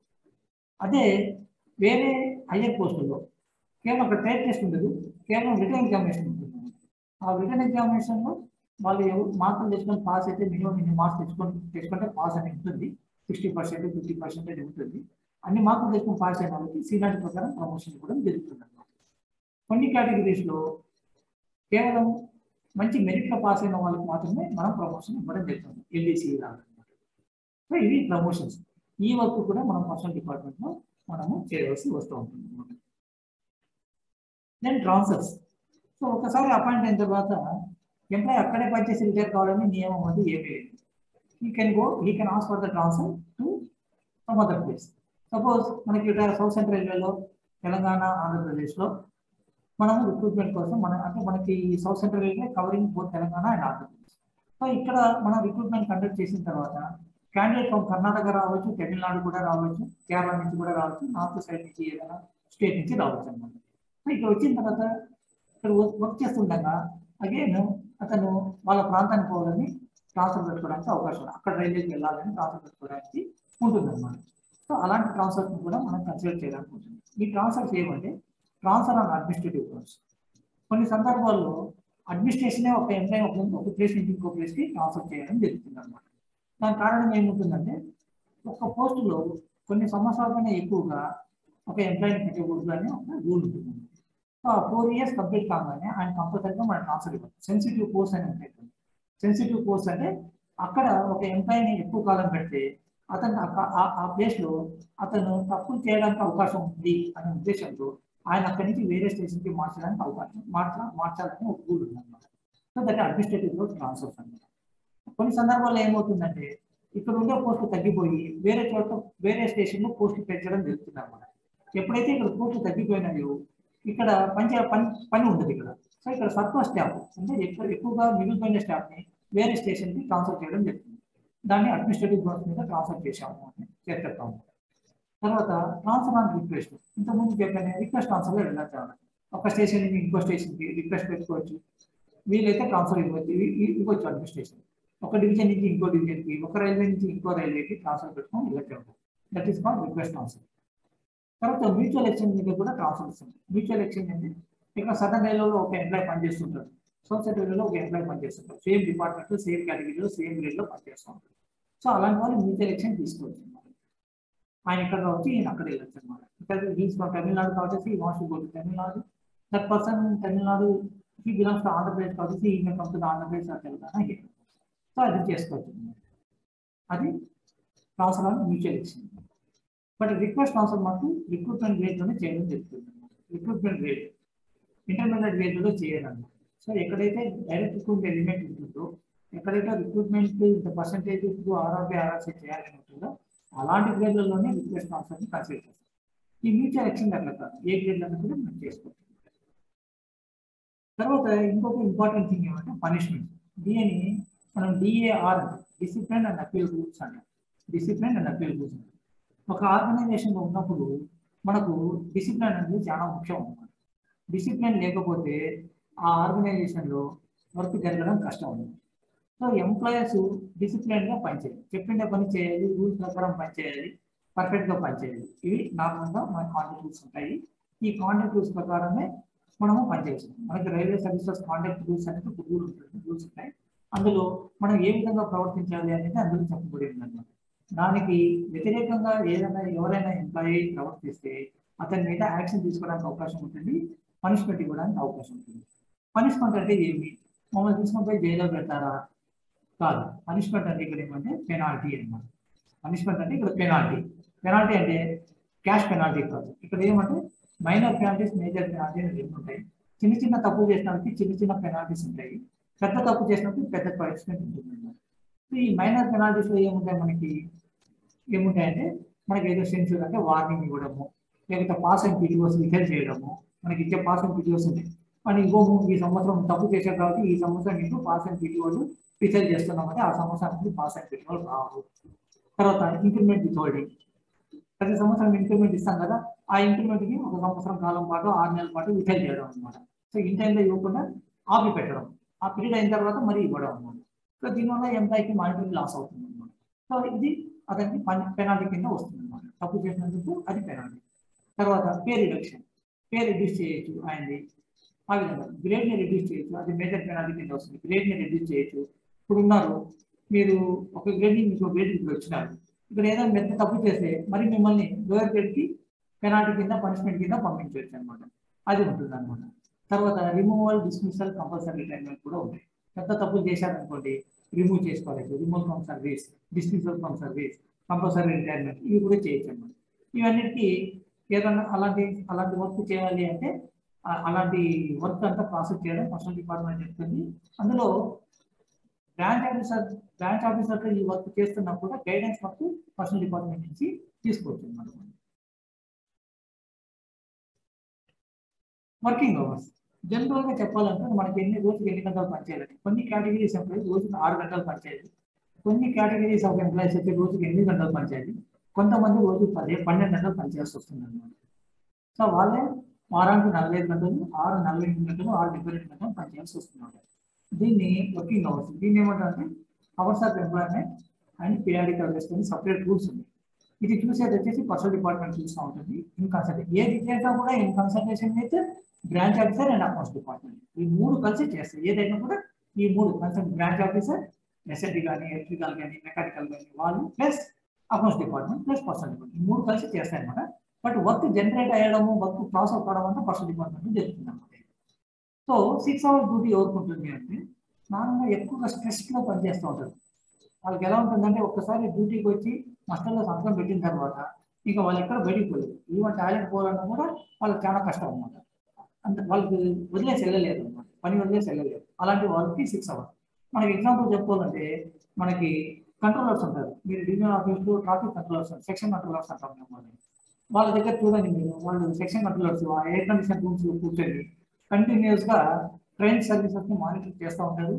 వాళ్ళు స్టేషన్ మాస్టర్స్తో మాట్లాడుతూనే ఉంటారు కంటిన్యూస్గా. ఆ స్టేషన్తో ఈ స్టేషన్తో అని దాదాపు 20-25 స్టేషన్లతో కంటిన్యూస్గా వాళ్ళు మాట్లాడుతూనే ఉంటారు. ఈ ట్రైన్ తీసుకో, ఆ ట్రైన్ పంపించు, ఇది తీసుకో, అదే తీసుకో, అది స్టాప్ చేయి, అవన్నీ చెప్తూ ఉంటారు అనమాట. ఇలాంటి వర్క్ చేసేవాళ్ళు ఒక్క నిమిషం కూడా ఆ బోర్డు వదిలేసి బయటికి పోవాలంటే కష్టం అనమాట. అలాంటి వాళ్ళు ఎక్కువసేపు పనిచేయలేదు, మైండ్ వేడెక్కిపోతుంది. కాబట్టి వాళ్ళు 6 అవర్స్ పనిచేసిన తర్వాత మరి 12 అవర్స్ రెస్ట్ ఉంటుంది. ఆ తర్వాతనే మరి డ్యూటీకి వస్తారు అనమాట. It is like that. So అలాంటి కేటగిరీ ఎంప్లాయీస్కి 6 అవర్స్ వర్కింగ్ అనమాట. వాళ్ళకి ఎక్కువ గంటలు ఇవ్వలేదు. తర్వాత 8 అవర్స్ పర్ డే. ఇప్పుడు మీరున్న ఆఫీస్లో మీకు 8 అవర్స్ పర్ డే, రోజుకి 8 గంటలు మీరు పనిచేయాలి, వారానికి 48 గంటలు పనిచేయాలి అనమాట. సో ఇలా ఎందుకంటే ఆ కంట్రోలర్తో కంపేర్ చేసుకుంటే మన ఆఫీస్లో పనిచేసే స్టాఫ్ వర్క్ కానీ టెక్నీషియన్స్ ఉంటారు, ఫీల్డ్లో టెక్నీషియన్స్ పనిచేస్తారు, వాళ్ళకి కానీ అంత సీరియస్గా ఉంటుంది అనమాట. వాళ్ళు రిలాక్సింగ్గా పనిచేస్తారు, ఇట్స్ నో ప్రాబ్లం. సో వాళ్ళకి 8 అవర్స్. ఇంకా 12 అవర్స్ ఉంటుంది. 12 అవర్స్ వర్కింగ్ చేసే వాళ్ళు ఎవరంటే మీరు చూసి ఉంటారు. వాళ్ళు మనకి గేట్ మెన్ ఉంటారు, civil engineering gate men, traffic gate men ఉంటారు అనమాట. వాళ్ళు especially civil engineering gate men ఎక్కడ జంగల్లో గేట్ ఉంటుంది, ఆ గేట్ దగ్గర ఉంటారు అనమాట. ఆయనకి ట్రైన్ వచ్చినప్పుడు గేట్ వేస్తారు, ట్రైన్ వెళ్ళిపోయిన తర్వాత గేట్ తీస్తారు, ఇంకా తర్వాత ఏం పని ఉండదు, మనం కూర్చొని ఉంటాడంటే. మరి ఇంకో ట్రైన్ వస్తామని ఫోన్ కాల్ వచ్చేది అనుకోండి స్టేషన్ మాస్టర్, అప్పుడు గేట్ వేస్తారు, మరి ట్రైన్ వెళ్ళిపోయిన తర్వాత గేట్ తీస్తారు, ఇంకా ఏం పని ఉండదు. అలాంటి వాళ్ళకి స్ట్రెస్ ఏమి ఉండదు. సో వాళ్ళు 12 గంటలు పనిచేసి వస్తుంది. అలాగే వెయిటింగ్ రూమ్ అటెండెన్స్ ఉంటుంది, చూసిన స్టేషన్లో వెయిటింగ్ రూమ్స్ ఉంటాయి. ట్రైన్ వచ్చినప్పుడు మాత్రమే వెయిటింగ్ రూమ్ ఓపెన్ ఉంటుంది, ట్రైన్ లేనప్పుడు వెయిటింగ్ రూమ్ లాక్ చేసుకుని ఆ వెయిటింగ్ రూమ్ అటెండెంట్ ఎక్కడ పక్కన ఎక్కడ కూర్చొని ఉంటాడు అనమాట. ఇక ఏం పని ఉండదు అనమాట అలాంటివి. సో ఇలాంటివి వాళ్ళకి 12 గంటలు పని ఉంటుంది అనమాట. సో ఏ పోస్ట్కి ఎన్ని గంటలు పని చేయాలా అనేది ఒక జాబ్ అనాలిసిస్ అనేది కండక్ట్ చేసేసి దాని ప్రకారం ఆ డ్యూటీ రోస్టర్ తయారు చేసి ఇవ్వడం జరుగుతుంది. ఆ డ్యూటీ రోస్టర్ ప్రకారమే అక్కడ పనిచేసే ఎంప్లాయీస్ పనిచేయాలి. సో డైలీ రెస్ట్ నేను చెప్పాను కదా, ఈ 6 గంటలు పనిచేసే వాళ్ళకి మనం 12 గంటలు రెస్ట్ ఇవ్వాలి, 8 గంటలు పనిచేసే వాళ్ళకి 10 గంటలు రెస్ట్ ఇవ్వాలి. ఒక డ్యూటీ అవర్స్ అయితే కనుక ఈ 12 గంటలు పనిచేసే వాళ్ళకి 8 గంటలు రెస్ట్ ఇవ్వాలి. ఇంకా వీక్లీ రెస్ట్ ఉంటుంది. కొంతమందికి వచ్చేసి సండే రెస్ట్ ఉంటుంది, కొంతమందికి 15 రోజులకు ఒకసారి రెస్ట్ ఉంటుంది. ఆ 15 రోజులకు ఒకసారి రెస్ట్ ఇచ్చే వాళ్ళకి వచ్చేసి 30 కాన్సిక్యూటివ్ అవర్స్ అన్నమాట, 30 గంటలు కంటిన్యూస్ గా రెస్ట్ ఇవ్వాల్సి వస్తుంది. లోకో పైలట్స్, గార్డ్స్ కి అలాంటి వాళ్ళు. ఈ వర్క్ కూడా పర్సనల్ డిపార్ట్మెంట్ లో చెప్పడం జరుగుతుంది. ఇవన్నీ ఎంప్లాయ్ సంబంధించినవి. ఏదో అపాయింట్ అయ్యాను కాబట్టి నాకు ట్రైనింగ్ ఇచ్చారు కాబట్టి నేను పని చేస్తున్నాను కాదు. నేను ఎంత పని చేయాలి, రోజుకి ఎన్ని గంటలు పని చేయాలి, ఎంత జీతం ఇస్తారు, ఏ అలవెన్సెస్ ఇస్తారు, అవన్నీ ఎంప్లాయ్ ప్రతి ఒక్కరు తెలుసుకోవాల్సిన రెస్పాన్సిబిలిటీ ఉంది ఎంప్లాయ్కి. ఇది అయిన తర్వాత రిటైర్మెంట్. రిటైర్మెంట్ అయిన తర్వాత సూపర్ యాన్యుయేషన్ కింద రిటైర్ అవుతారు ఎంప్లాయీ. 60 ఏళ్ళు దాటితే ఎంప్లాయీ 60 ఏళ్ళు కంప్లీట్ కాగానే ఎంప్లాయీ రిటైర్ అయిపోవాలి. ఇట్స్ కాల్డ్ సూపర్ యాన్యుయేషన్ రిటైర్మెంట్ అంటారు అనమాట. 60 ఏళ్ళు దాటి కొంతమంది వారంటీ రిటైర్మెంట్ కూడా తీసుకోవచ్చు అనమాట. ఎప్పుడు 20 years క్వాలిఫైయింగ్ సర్వీస్ అయిన తర్వాత వాళ్ళకి నేను పని చేయను, నాకు అవసరం లేదు, పని చేయాల్సిన అవసరం లేదు అనుకునే వాళ్ళైతే వాలంటీర్గానే రిటైర్ అయ్యి వెళ్ళిపోవచ్చు అనమాట. కొన్ని కంపల్సరీ రిటైర్మెంట్ ఉంటాయి అన్నమాట. కంపల్సరీ రిటైర్మెంట్ అంటే ఎంప్లాయీ ఏదైనా తప్పు చేశాడు, పెద్ద తప్పు చేశాడు, అతను మేజర్ పెనాల్టీ మీద కంపల్సరీ రిటైర్ చేసి ఇంటికి పంపించవచ్చు అనమాట. తర్వాత రిమోట్ డిస్మిసల్ ఫ్రమ్ సర్వీస్ కూడా చేయొచ్చు. కొంతమంది ఎంప్లాయీ సర్వీస్లో ఉండగానే చెడిపోతారు, ఆ విధంగా బయటకు వెళ్ళిపోతారు. సర్వీస్ నుంచి బయటకు వెళ్ళిపోవడానికి ఇవన్నీ మార్గాలు అనమాట. మన సర్వీస్లో రావడానికి ఏ మార్గాలు ఉన్నాయి, బయట నుంచి వెళ్ళిపోవడానికి ఈ మార్గాలు ఉన్నాయి. తర్వాత మంత్లీ పెన్షన్ రిటైర్మెంట్ గ్రాట్యుటీ. ఎవరైనా ఎంప్లాయీ రిటైర్ అయితే వాళ్ళకి పెన్షన్ ఇవ్వడము, ఈ రిటైర్మెంట్ గ్రాట్యుటీ డెత్ గ్రాట్యుటీ వాళ్ళ ఫ్యామిలీకి ఇవ్వడము, ఈ వర్క్ అంతా సెటిల్మెంట్ సెక్షన్లోని పెన్షన్ సెక్షన్లోని జరుగుతుంది అనమాట. పర్సనల్ బ్యాంక్లో ఉండే సెక్షన్ని రిటైర్మెంట్ అయితే సెటిల్మెంట్ సెక్షన్ అంటాము, అకౌంట్స్ ఆఫీస్లో ఉండే సెక్షన్ వచ్చేసి పెన్షన్ సెక్షన్ అంటాము. సో ఇది పర్సనల్ డిపార్ట్మెంట్లో చేయడం monthly pension and retirement gratuity ఇవన్నీ ఇవ్వడం జరుగుతుంది. తర్వాత 1/1/2004 ముందు అపాయింట్ అయిన వాళ్ళకి ఓల్డ్ పెన్షన్ స్కీమ్ అప్లై అవుతుంది. 1/1/2004 తర్వాత అపాయింట్ అయిన వాళ్ళకి న్యూ పెన్షన్ స్కీమ్ కింద వాళ్ళకి రావాల్సిన బెనిఫిట్స్ ఇవ్వడం జరుగుతుంది అనమాట. సో న్యూ పెన్షన్ స్కీమ్ వాళ్ళకి ఈ పెన్షన్ రిటైర్మెంట్ గ్రాట్యుటీ అంటే రిటైర్మెంట్ గ్రాట్యుటీ ఉంటుంది కానీ పెన్షన్ ఉండదు. ఈ పెన్షన్ బదులు వాళ్ళు వేరే రకమైన స్కీమ్ ఉంటుంది అనమాట. సో ప్రతి నెల వాళ్ళు ఒక 10% ఆఫ్ అమౌంట్ వాళ్ళ శాలరీ నుంచి రికవర్ చేసి ఆ పెన్షన్ అకౌంట్కి న్యూ పెన్షన్ స్కీమ్ అకౌంట్కి జమ చేయడం జరుగుతుంది. అక్కడ 2 రకాలైన అకౌంట్ ఉంటాయి. టైర్ 1 అకౌంట్, టైర్ 2 అకౌంట్ అనేసి. Tier 1 account is compulsory. Tier 2 అనే అకౌంట్ అనేది అది ఎంప్లాయీ ఇష్టం మీద ఆప్షన్ మీద తీసుకోవచ్చు. టైర్ 1 అకౌంట్కి 10% of the basic pay employee salary నుంచి కట్ చేసి దానికి జమ చేయడం జరుగుతుంది. 14% amount railway as a employer వాళ్ళు ఆ ఖాతాకి జమ చేయడం జరుగుతుంది. 10% ఎంప్లాయీ షేర్ అయితే 14% గవర్నమెంట్ షేర్ లాగా ఆ అకౌంట్కి క్రెడిట్ చేయడం జరుగుతుంది. ఆ విధంగా ప్రతి నెల 24% of the basic pay will be credited to the pension account of the new pension account, tier 1 account of the employee account. So మీకు ఒక నెల గడవంగానే 24% ఆఫ్ యువర్ బేసిక్ పే అంత అమౌంట్ అక్కడ మీ అకౌంట్లో జమ అవుతుంది అనమాట. ఆ విధంగా లెక్కేసుకుంటే సంవత్సరానికి ఎంత అమౌంట్ జమ అవుతుందని మీరు లెక్కేసుకోండి. ఆ విధంగా అక్యుములేట్ అయిన అమౌంట్ని తీసుకోవడానికి అవకాశం లేదు. కొన్ని సందర్భాల్లో మాత్రమే అందులో నుంచి విత్డ్రా చేసుకోవచ్చు, మిగతా సందర్భం లేదన్నమాట. తర్వాత ఎంప్లాయీ రిటైర్ అయిన తర్వాత అందులో ఒక 20% గవర్నమెంట్ పెట్టుకుని 80% ఎంప్లాయీకి ఇవ్వడం జరుగుతుంది. మొత్తం అక్యుములేటెడ్ అమౌంట్. ఈ 20% అమౌంట్తో గవర్నమెంట్ ఎక్కడైనా సెక్యూరిటీ తీసుకుని అక్కడ ఇక్కడ పెట్టేసి దాని మీద వచ్చే ఆదాయాన్ని పెన్షన్ రూపంలో ఎంప్లాయీస్కి ఇవ్వడం జరుగుతుంది అన్నమాట. అది న్యూ పెన్షన్ స్కీమ్ కింద ఉన్న రూల్. తర్వాత ఎంప్లాయీస్కి పాస్ అండ్ పిటిఓస్ కూడా ఇవ్వడం జరుగుతుంది. గ్రూప్ ఏ, గ్రూప్ బి ఆఫీసర్కి అయితే 6 సెట్ల passes, group B 4 sets of PTOs ఇవ్వడం జరుగుతుంది. గ్రూప్ సి ఎంప్లాయీకి అయితే 3 సెట్ల పాసులు, 4 సెట్ల పిటిఓలు ఇవ్వడం జరుగుతుంది. 6 సెట్ల పాసెస్ అంటే ఏమిటి? సెట్ అంటే ఏమిటి? టు అండ్ ఫ్రో అనమాట. ఇక్కడి నుంచి ఒక స్టేషన్కి వెళ్ళడం, మరి ఆ స్టేషన్ నుంచి ఇక్కడికి రావడం, దట్ ఈస్ కాల్డ్ సెట్ అంటాం అన్నమాట. 1 సెట్ అంటాం అన్నమాట. అలాగా 6 సెట్స్ ఇవ్వడం జరుగుతుంది అనమాట. Group A, group B officer. Group C ఎంప్లాయీకి 3 సెట్స్ ఇవ్వడం. సపోజ్ హాఫ్ సెట్ కూడా మనం తీసుకోవచ్చు. ఇక్కడ నుంచి అక్కడికి పోవడానికి హాఫ్ సెట్, అక్కడి నుంచి ఇక్కడ రావడానికి ఇంకొక హాఫ్ సెట్ తీసుకోవచ్చు అనమాట. సో అట్లా మనకి ఎన్ని అవుతాయి? 12 హాఫ్ సెట్స్ అవుతాయి గ్రూప్ ఏ, గ్రూప్ బి ఆఫీసర్కి. గ్రూప్ సి ఎంప్లాయీకి 6 హాఫ్ సెట్స్ ఆఫ్ పాసెస్ ఉంటాయి. సింగల్గా పీటీఓస్ 4 సెట్స్ అన్నమాట. 4 షిఫ్ట్స్ కన్నా తీసుకోవచ్చు, లేదంటే 8 హాఫ్ షిఫ్ట్స్ అన్నా తీసుకోవచ్చు అన్నమాట. సో ఈ పీటీఓస్లో మనకి ఎంప్లాయీ స్పౌస్ అంటే భార్య కానీ భర్త కానీ. ఇప్పుడు మేల్ ఎంప్లాయీ అయితే భార్య, ఫీమేల్ ఎంప్లాయీ అయితే భర్త అన్నమాట. So employee spouse, children, any number of children, వాళ్ళందరినీ కూడా ఈ పాస్లో ఇంక్లూడ్ చేయొచ్చు. So they can travel on this pass free of cost. Without purchasing any ticket they can travel on this pass by making reservation also. కాకపోతే కొన్ని ట్రైన్స్లో ఫుల్గా reservation అందరికీ reservation దొరకదు, limitation ఉంటుంది దాన్ని. ఈ రాజధాని అంటారు, దురంతో అంటారు, ఇలాంటి కొన్ని స్పెషల్ ట్రైన్స్ ఉంటాయి. వాటిలో కొంతమందికి మాత్రమే కొంత లిమిటెడ్ సీట్స్ ఉంటాయి రిజర్వేషన్ కోసం మన పాసెస్ మీద, అన్ని మాత్రమే ఇవ్వడం జరుగుతుంది అన్నమాట. అలాగే డిపెండెన్స్ ని కూడా మనం పాస్లో ఇంక్లూడ్ చేయడానికి అవకాశం ఉంటుంది. పాస్ ఇంక్లూడ్ డిపెండెంట్ అంటే ఎవరు? ఎంప్లాయీ మీద డిపెండ్ అయ్యేవారు. ఎవరు డిపెండ్ అవుతారు ఎంప్లాయీ మీద? Father is not dependent.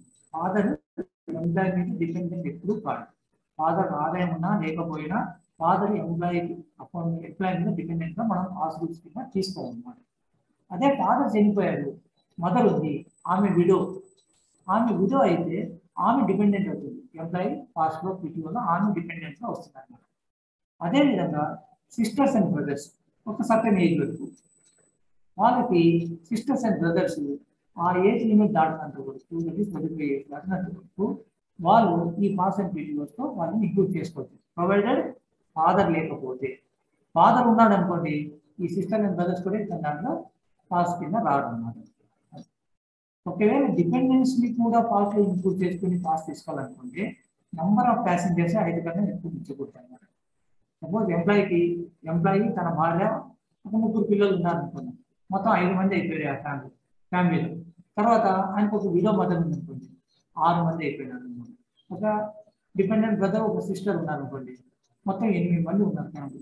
ఇక 4 వైఫ్ అండ్ హస్బెండ్, 2 పిల్లలు ప్లస్ మదర్, సిస్టర్, బ్రదర్ ఉన్నారు. వీళ్ళందరూ డిపెండెంట్. సపోజ్ వీళ్ళలో ఏ ఒక్క డిపెండెంట్ కూడా పాస్ట్ లో ఇంక్లూడ్ చేసుకుంటే total number of passengers should not be more than 5 అన్నమాట. అది condition. Same condition is applicable to group C employees also, pass and PTO.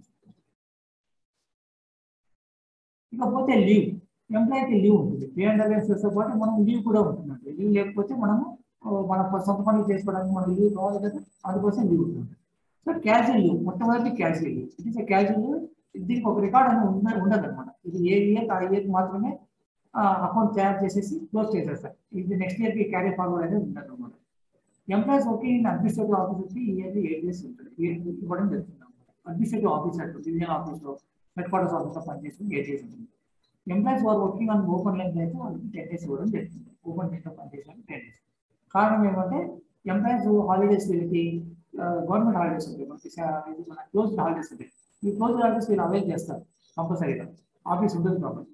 మరి ఓపెన్ లైన్లో పనిచేసే వాళ్ళకి ఆ క్లోజ్డ్ హాలిడేస్ అవైల్ చేసే అవకాశం ఉంటుంది కాబట్టి సో వాళ్ళకి 10 days ఇవ్వడం జరుగుతుంది క్యాజువల్. ఇంకో రకమైన లీవ్ అంటే leave on average pay, LAP అంటారు. ఇది LAP ఏమంటే అడ్వాన్స్ క్రెడిట్ ఇస్తారు వాళ్ళు. ఎంప్లాయీకి ఒక 2 అకౌంట్లు ఉంటాయి. LAP అకౌంట్ ఉంటుంది, లీవ్ ఆన్ యావరేజ్ అకౌంట్ ఉంటుంది, LHP అకౌంట్, 2 అకౌంట్లు, లీవ్ అకౌంట్లు 2 ఉంటాయి అన్నమాట. అందులో LAPకి ఏం చేస్తామంటే అడ్వాన్స్గా January 1వ తారీఖున 15 days లీవ్ క్రెడిట్ చేయడం జరుగుతుంది. January 1వ తారీఖున 15 days లీవ్ క్రెడిట్ చేయడం జరుగుతుంది. అదేవిధంగా July 1న 15 days లీవ్ క్రెడిట్ చేయడం జరుగుతుంది. ఆ విధంగా నెలకి 30 రోజులు అడ్వాన్స్గా క్రెడిట్ చేయడం జరుగుతుంది ఎంప్లాయీ అకౌంట్. అందులో నుంచి ఎంప్లాయీ తన అనుకూలం, తన అవసరాలను బట్టి లీవ్ శాంక్షన్ తీసుకొని అతను ఆ లీవ్ని అవైల్ చేయొచ్చు. He can avail that leave అనమాట. But leave sanctioning authority, sanction of the competent authority must. నాకు లీవ్ ఉంది కదా నేను అవైల్ చేస్తానని చెప్పడానికి ఏదో leave is not a right అనమాట. శాంక్షన్ చేయాలి, కాంపిటెంట్ అథారిటీ శాంక్షన్ చేయాలా, అప్పుడే లీవ్ని అవైల్ చేయాలన్నమాట. అది.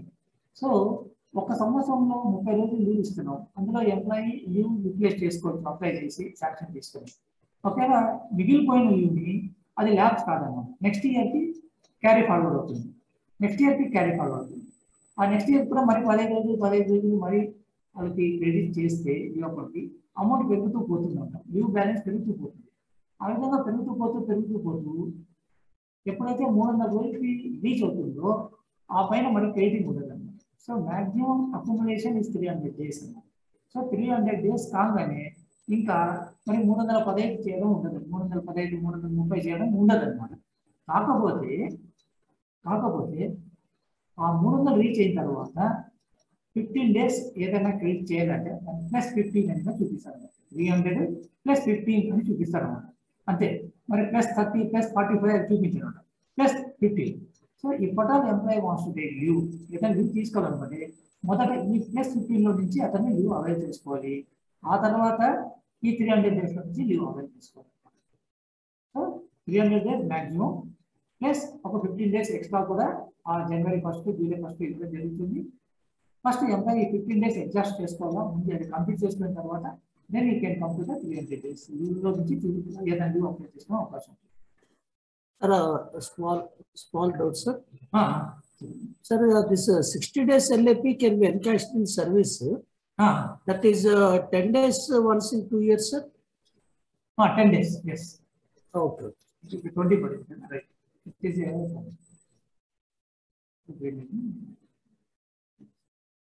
ఇది కొంచెం కరెక్ట్ చేద్దాం నాగేశ్వర. Okay sir, okay.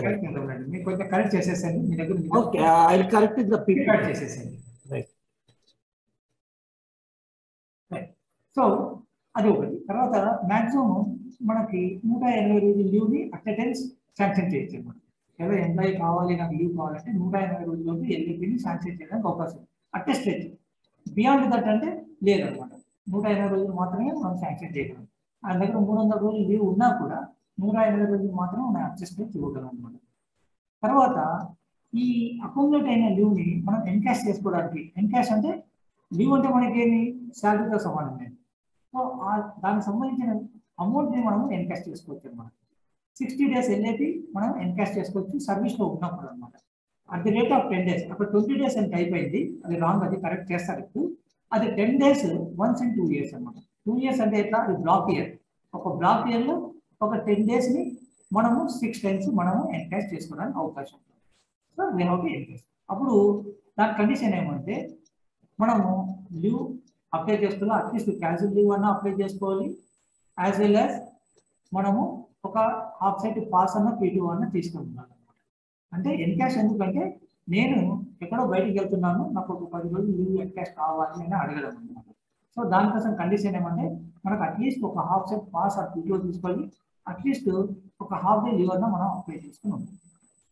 తర్వాత ఆఫ్టర్ రిటైర్మెంట్ మనం ఒక 300 డేస్ ఎల్ఏపీ ఎన్కాష్ చేసుకోవడానికి అవకాశం ఉంటుంది. 300 days LAP can be encashed on retirement.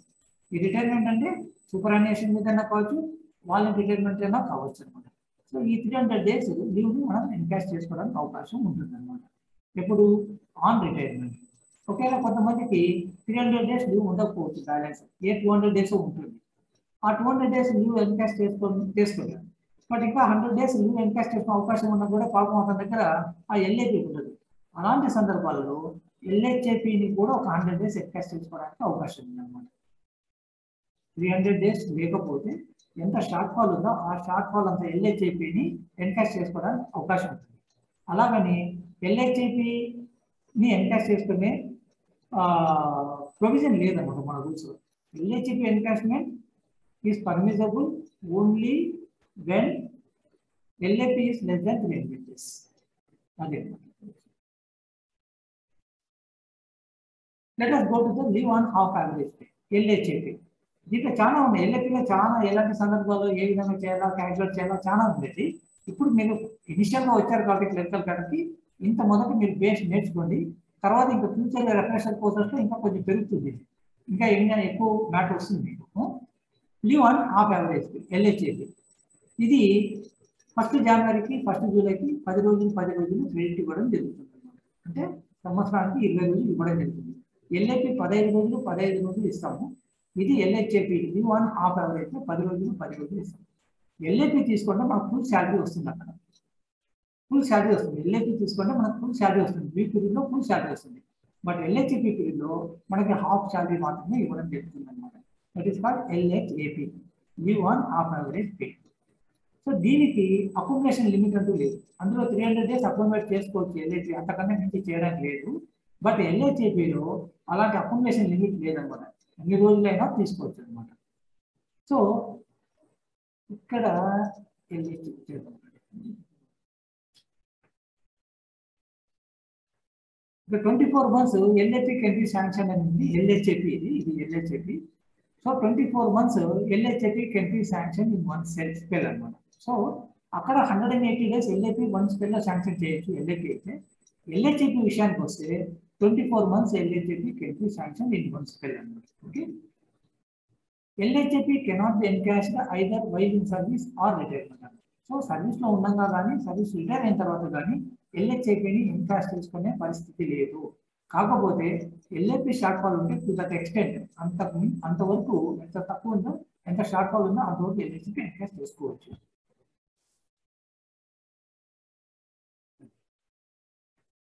Committed leave, ఇంకో లీవ్ ఉంది, ఇది కమిటెడ్ లీవ్. దీనికి అకౌంట్ ఉండదు, కమిటెడ్ లీవ్ అకౌంట్ ఉండదు. ఇది లింక్ నుంచి LHP అండ్ LHCPకి మాత్రమే. మనకు ఉండేది LHP అండ్ LHCPకి అకౌంట్ ఉంటుంది, కమిటెడ్ లీవ్కి అకౌంట్ ఉండదు. ఈ కమిటెడ్ లీవ్ కూడా మనం LHP LHCPలోనే చూపిస్తాం. కమిటెడ్ లీవ్ అంటే ఎప్పుడైనా మనం సిక్ చేస్తే రైల్వే హాస్పిటల్లో ఆ సిక్ పీరియడ్ని మనము LHCPకి డెబిట్ చేయమని అడగవచ్చు అన్నమాట. సో మనం సిక్లో ఉన్నప్పుడు మనకి ఫుల్ శాలరీ ఇవ్వడం జరుగుతుంది, దాన్ని LHPకి మనం డెబిట్ చేయడం జరుగుతుంది అన్నమాట. సపోజ్ ఒక 10 రోజులు రైల్వే హాస్పిటల్ సిక్ చేశాడు అంటారు, ఆ 10 రోజులకి ఆయనకు శాలరీ ఇవ్వాలి. శాలరీ ఇవ్వడం ఏం చేస్తాం మనము, దాన్ని LHPకి డెబిట్ చేసి అంటే LHP అకౌంట్ నుంచి మైనస్ చేసి ఆయన శాలరీ ఇవ్వడం జరుగుతుంది అనమాట. సో LHP ఎన్కాష్ చేసుకోవడానికి అవకాశం ఉంది, LHPకి ఎన్కాష్ చేసుకోవడానికి అవకాశం లేదు. కాబట్టి ఎంప్లాయీ ఏం చెప్తాడు, అడుగుతాడంటే సార్ నాకు LHP డెబిట్ చేయదండి, దాన్ని LHPకి డెబిట్ చేయండి అని అడుగుతాడు. That is called commutation. ఈ asking for commutation of leave అనమాట. సో LHPకి డెబిట్ చేయకుండా సిక్ పీరియడ్ని LHPకి డెబిట్ చేయండి అంటారు. LHPకి డెబిట్ చేస్తే అప్పుడు ఏం చేస్తాం మనము, అతను ఫుల్ శాలరీ ఇచ్చాం కదా 10 daysకి, 20 days LHPకి తగ్గిస్తాం అన్నమాట. సో 20 days అంటే 20 half day శాలరీస్ అన్నమాట, equal to 10 full day salaries అవుతుంది అన్నమాట. సో కాబట్టి double the amount of the sick period will be debited to the LHP account అన్నమాట.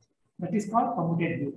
సో ఎవరైనా సిక్ చేస్తే మీ వాళ్ళలో మీరు కానీ ఎవరైనా సిక్ చేస్తే వాళ్ళు సిక్ నుంచి వచ్చిన తర్వాత ఫిట్ సర్టిఫికేట్ తీసుకుని వచ్చిన తర్వాత ఫిట్ సర్టిఫికేట్తో పాటు ఈ అప్లికేషన్ కూడా ఇవ్వాలన్నమాట. It is not automatic, application ఇవ్వాలి.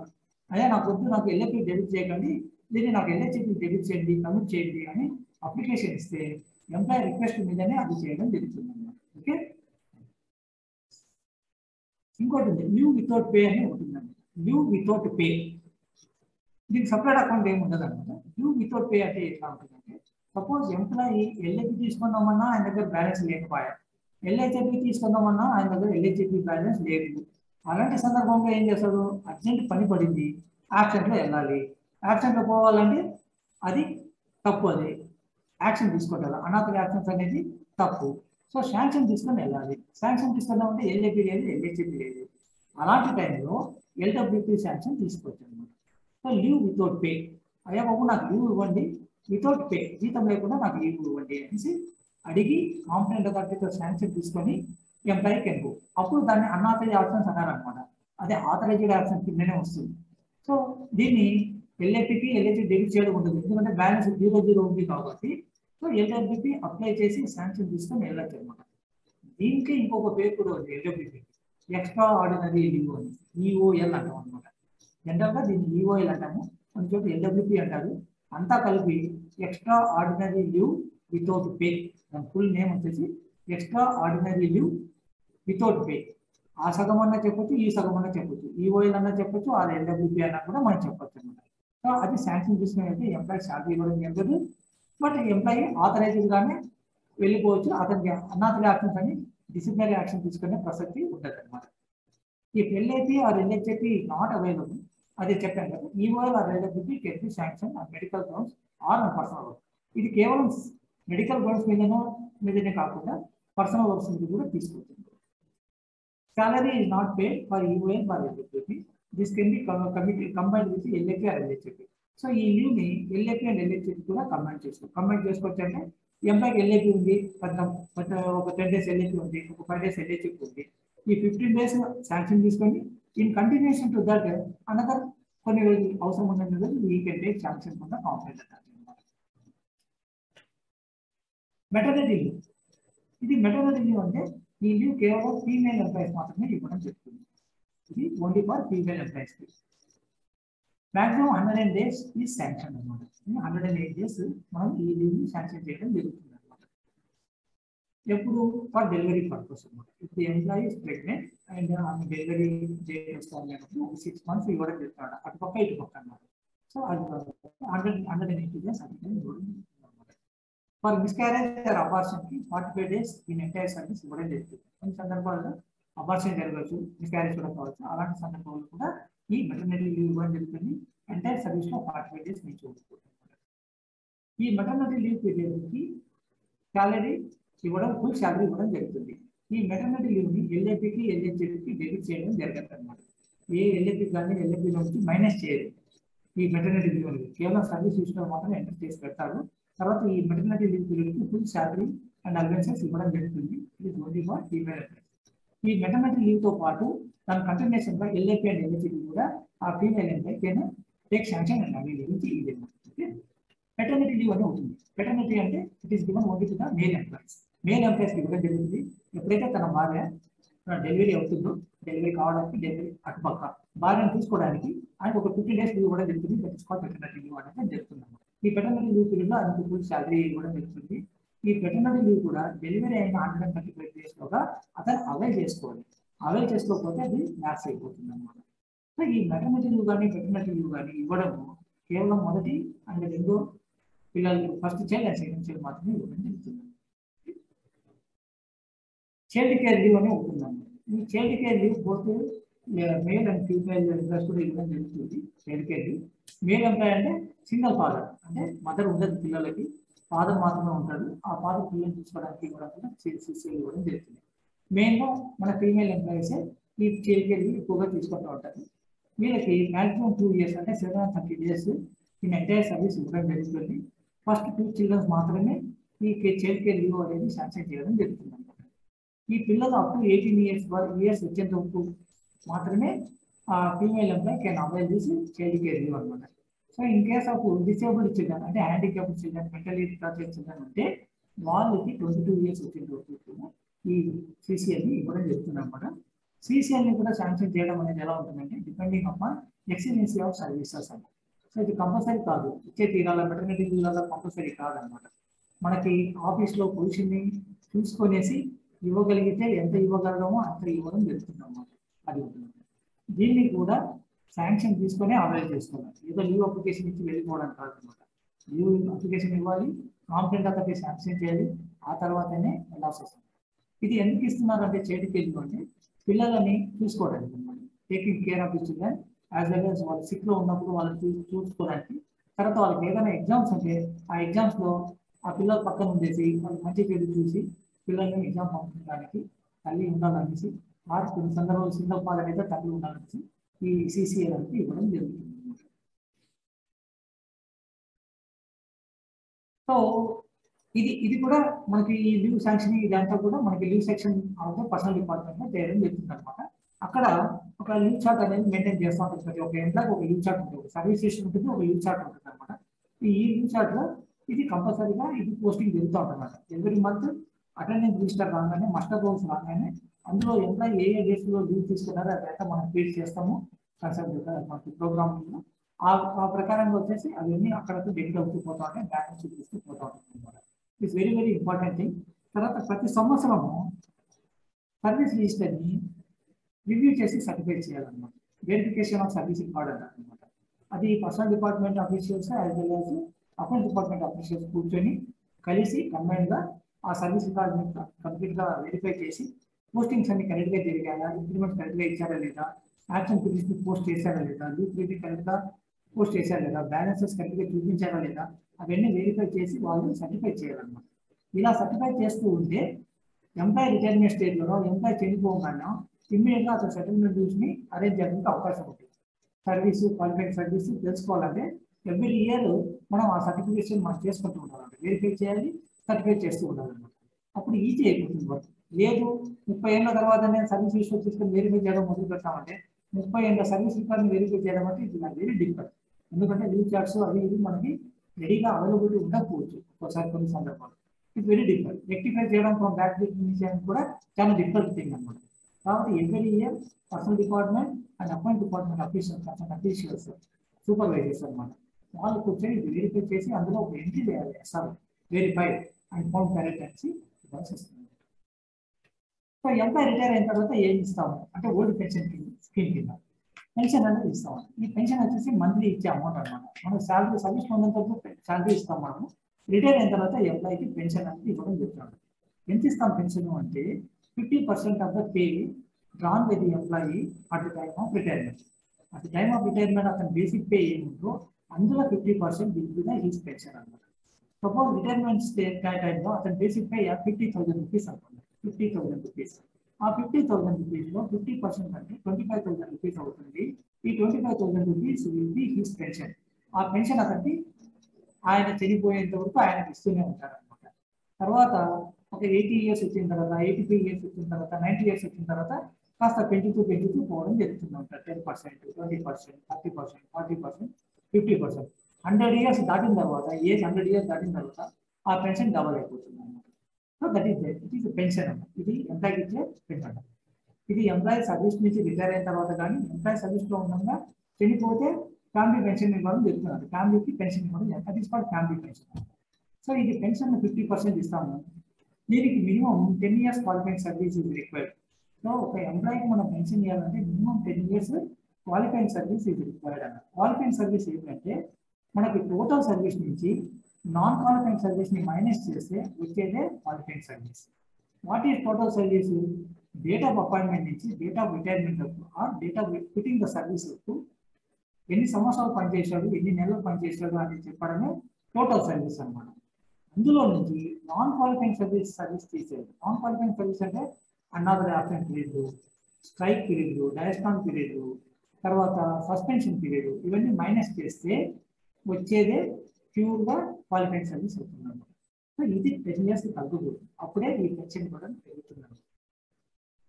సో మనకి ప్రెజెంట్ రేట్ ప్రకారం మినిమం పెన్షన్ 9,000 రూపాయలు పర్ మంత్ అనమాట. ప్రెజెంట్ రేట్ ప్రకారం మినిమం 9,000 రూపాయలు తగ్గకూడదు అనమాట పెన్షన్. తర్వాత బేసిక్ పే మీద 50% ఇవ్వడం జరుగుతుంది.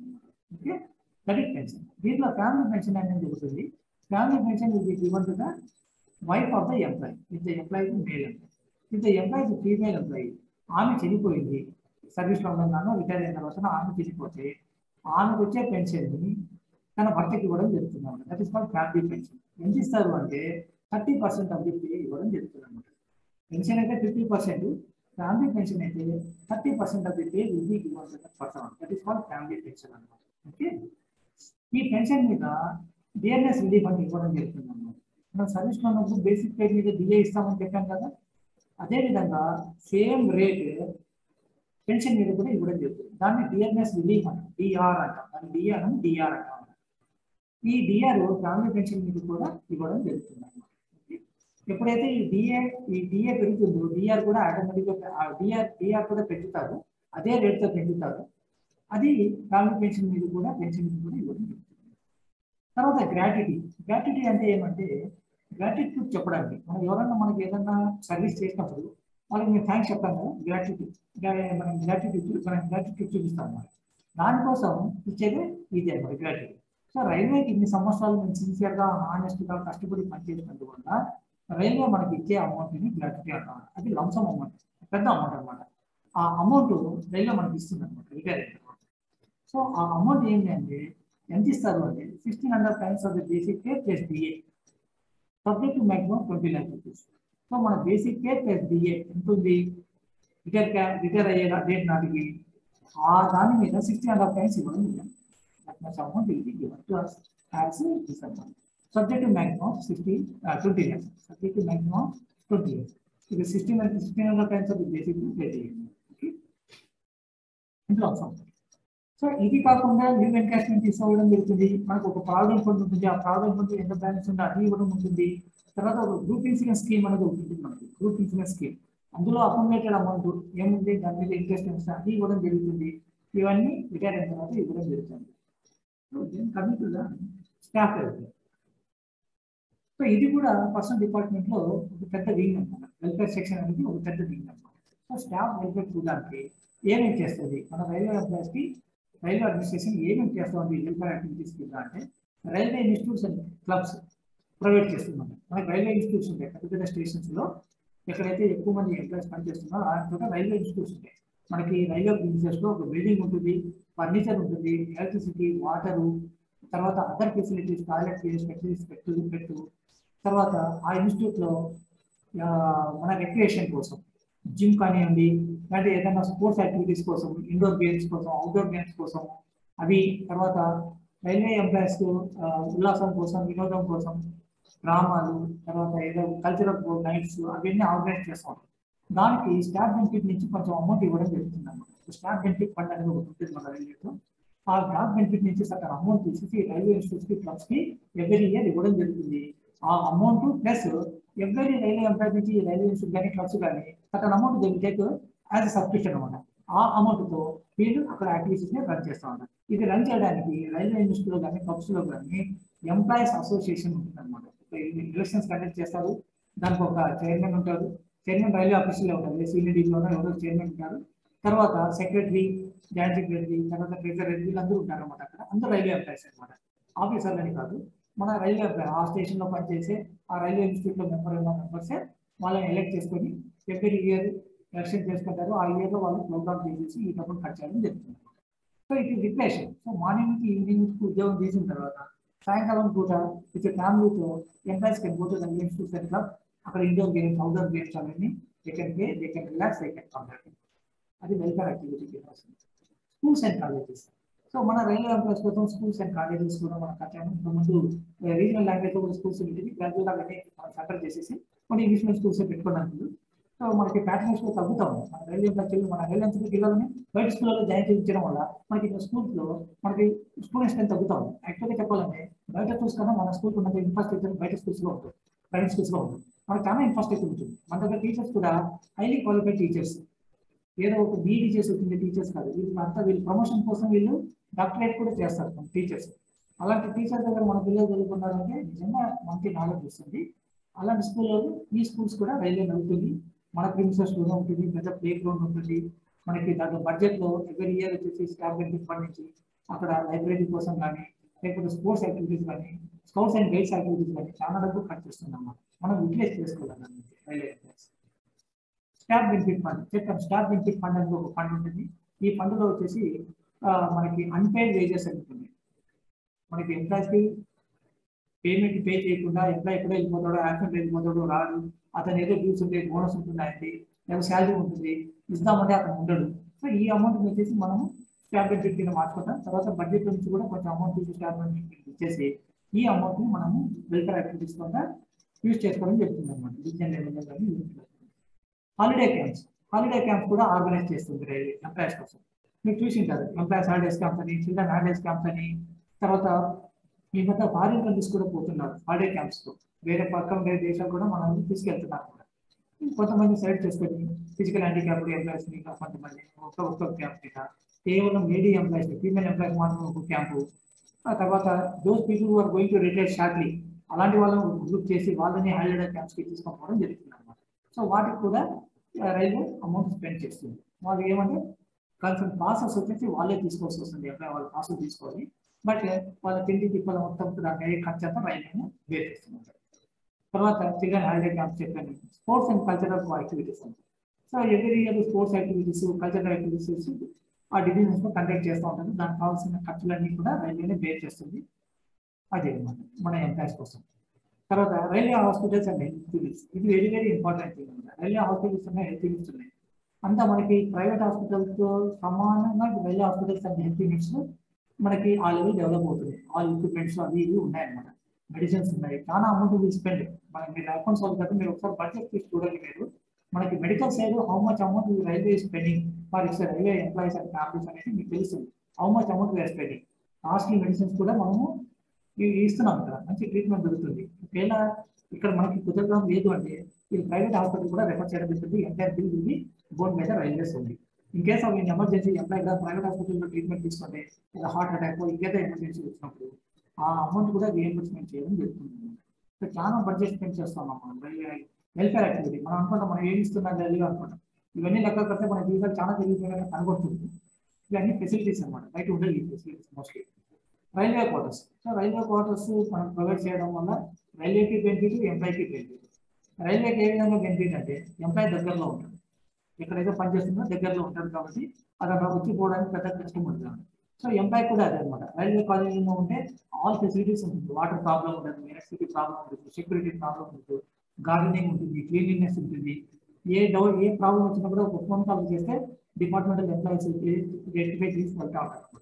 They need not spend single buy from this pocket. అదే ప్రైవేట్ హౌస్ లో ఉంది, ఏదైనా ఒక చిన్న పని చేయించుకోవడానికి కూడా కార్పెంటర్కి 300 రూపాయలు ఇవ్వాలి, ఎలక్ట్రీషియన్కి 300 రూపాయలు ఇవ్వాలి, ప్లంబర్కి 300, ఇలాంటివన్నీ ఖర్చులు ఉన్నాయి. బట్ రైల్వే క్వార్టర్స్ లో ఉంటే ఈ ఖర్చు అంటే ఏముంటుంది, everything will be done and free of cost అనమాట. సో ఎంప్లాయీ సేఫ్ గా ఉంటారు, సెక్యూర్గా ఉంటారు అనమాట. సో ఇది కూడా రైల్వే స్టాబ్లిష్మెంట్ కిందనే వస్తుంది. ఇకపోతే ఇంకా లాస్ట్ వన్ ఇండస్ట్రియల్ రిలేషన్. ఇది వెరీ వెరీ ఇంపార్టెంట్.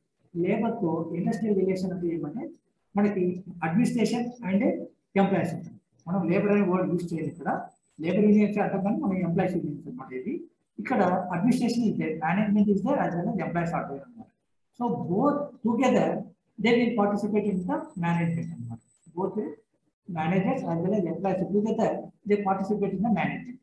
ఏ డెసిజన్ తీసుకోవాలన్నా కూడా పాలసీ డెసిజన్ డిస్కషన్ చేసి ఎంప్లాయీస్ అసోసియేషన్తో డిస్కషన్ చేసి ఒక డెసిజన్ తీసుకొని దాన్ని ఇంప్లిమెంట్ చేయడం జరుగుతుంది. దీనివల్ల ఏమవుతుందంటే ఎక్కడ కూడా అండర్స్టాండింగ్ ఉండదు అనమాట. సో ఎంప్లాయర్ ఏదో ఒక డెసిజన్ తీసుకొని పాలసీ చేస్తే ఆ పాలసీ ఎంప్లాయీకి ఎంప్లాయీ అసోసియేషన్కి షూట్ కాకపోవచ్చు. అప్పుడు అనవసరంగా ఒక రప్చర్ మొదలవుతుంది. అలాంటి సిచ్యువేషన్ రాకుండా ఉండడానికి ముందుగానే ఒక చోట కూర్చొని డిస్కస్ చేసి ఏది చేస్తే అడ్మినిస్ట్రేషన్ బెనిఫిట్ గా ఉంటుంది, ఏది చేస్తే ఎంప్లాయీ బెనిఫిట్ ఉంటుంది, వయా మీడియా వాళ్ళకి లాస్ లేకుండా వీళ్ళకి లాస్ ఉండాలి, వాళ్ళకి ప్రాఫిట్ వీళ్ళకి ప్రాఫిట్ ఉండేటట్టుగా ఒక డెసిజన్ తీసుకున్నారంటే రేపు పొద్దున స్మూత్ గా నడుస్తుంది అనేసి ఈ ఇండస్ట్రియల్ రిలేషన్స్ ని మెయింటైన్. దీంట్లో భాగంగానే ఏం చేస్తామంటే మనకి రైల్వే బోర్డు లెవెల్లో ఆల్ ఇండియా రైల్వే ఫెడరేషన్ ఒకటి ఉంది, national federation of Indian railways ఉంటుంది. మన సౌత్ సెంట్రల్ రైల్వే కిందకి వస్తే south central railway Mazdoor union, south central railway employees Sangham రెండు ఉన్నాయి అన్నమాట. ఇవి రెండు మెయిన్ యూనియన్స్ అన్నమాట, recognised by the railway administration. So ఈ Mazdoor union is affiliated to all India railway federation. South central railway employees Sangham is affiliated to NFIR అన్నమాట. So they will be affiliated to NFIR. Railway board లెవెల్లో ARF and NFIR ఉంటారన్నమాట. So periodical గా PNM conduct చేస్తూ ఉంటుంది. So సంఘంతో PNM పెరుగుతుంది, యూనియన్తో కూడా PNM పెడుతుంది. ఆ పిఎన్ఎంలో వాళ్ళు కొన్ని సబ్జెక్ట్స్ తీసుకొని వస్తారు, కొన్ని ఎంప్లాయీకి సంబంధించినవి. వాటిని క్షుణ్ణంగా డిస్కషన్ చేసి ఒక డెసిషన్ తీసుకొని ముందుకు వెళ్తారు. అది ఇది చేయడం వల్ల ఎక్కడ కూడా మనకి స్ట్రైక్స్ కానీ గొడవలు కానీ అవకాశాలు ఉండవు. దెన్ ఎస్సీ/ఎస్టీ ఎంప్లాయీస్ అసోసియేషన్ కూడా ఉంటుంది అన్నమాట. So ఎస్సీ/ఎస్టీ employees is not ఎస్సీ/ఎస్టీ employees association అన్నాం కానీ ట్రేడ్ యూనియన్ అనేది సంఘం union not trade unions. But ఎస్సీ/ఎస్టీ employees ఈ ఓన్లీ అసోసియేషన్ మాత్రం, ట్రేడ్ యూనియన్స్ మాత్రం. ట్రేడ్ యూనియన్స్ కి బార్గెనింగ్ కెపాసిటీ ఉంటుంది అన్నమాట. నువ్వు ఇంత ఇవ్వాలన్నాకని వాళ్ళు డిమాండ్ చేసే అవకాశం ఉంటుంది అన్నమాట. ఇవ్వకపోతే ఇండస్ట్రియల్ రిలేషన్ యాక్ట్ ప్రకారము, ఇండస్ట్రియల్ డిస్ప్యూట్ యాక్ట్ ప్రకారము వాళ్ళు స్ట్రైక్ కూడా పోవడానికి అవకాశం ఉంటుంది.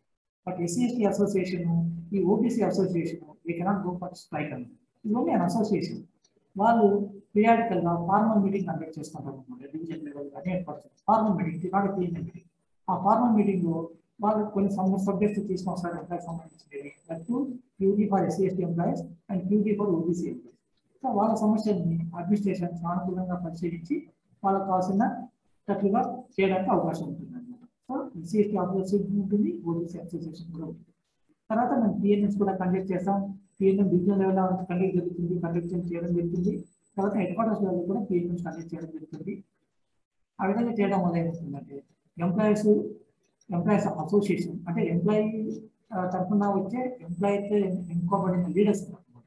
వాళ్ళు ప్రెసిడెంట్ కానీ సెక్రటరీస్ కానీ వాళ్ళు వచ్చి డిస్కస్ చేయడం జరుగుతుంది on behalf of the employees. అందరు ఎంప్లాయీస్ వచ్చి మీటింగ్లో కూర్చోలేదు కదా, కాబట్టి వాళ్ళ తరఫున ఈ మెంబర్స్ వచ్చేసి ఆఫీస్ బేరర్స్ అంటాం వాళ్ళని. ఈ ఆఫీస్ బేరర్స్ వచ్చేసి మేనేజ్మెంట్ కూర్చొని డిస్కస్ చేసి ఏదైనా ఇష్యూస్ ఉంటే సెటిల్ చేసుకోవడం జరుగుతుంది. ఇండస్ట్రియల్ రిలేషన్ ఇది కూడా పర్సనల్ బ్యాంక్ లోనే జరుగుతుంది అన్నమాట. సో వీళ్ళ personal bank officers or licence officers చేసి between the branch officer trade. So ఇది కూడా పర్సనల్ బ్యాంక్ జరగడం జరుగుతుంది అన్నమాట. సో ఇది ఇంపార్టెంట్ గా పర్సనల్ డిపార్ట్మెంట్ లో ఎంప్లాయీకి సంబంధించిన వర్క్ చేయడం అన్నమాట.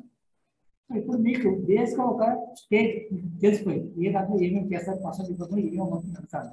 ఇంకా దీని మీద మీరు బిల్డప్ చేసుకోవాలన్నమాట. ఇంకా రాను మీరు డే టు డే వర్కింగ్ లో మీకు ఎన్నో వస్తుంటాయి, ఎవ్రీడే ఒక సమస్యగానే ఉంటుంది అన్నమాట. ఆ వచ్చినప్పుడు దాని గురించి మీరు కాస్త థియరీ కానీ ప్రాక్టికల్గా కానీ లేకపోతే వేరే వాళ్ళని అడిగి తెలుసుకోవడం జరిగితే మీకు మంచి సౌండ్ నాలెడ్జ్ రావడానికి అవకాశం ఉంటుంది ఈ సబ్జెక్ట్ మీద. మీకు ఏదైనా డౌట్స్ ఉంటే ఇప్పుడు అడగండి ఈ సబ్జెక్ట్ మీద, ఇంతవరకు చెప్పిన దాని మీద. I will try to clarify. Sir I will అన్మిట్ all of them. చేయండి. పార్టిసిపెంట్స్ ఏమైనా డౌట్స్ ఉంటే అడగండి, అందరినీ అన్మిట్ చేశాను.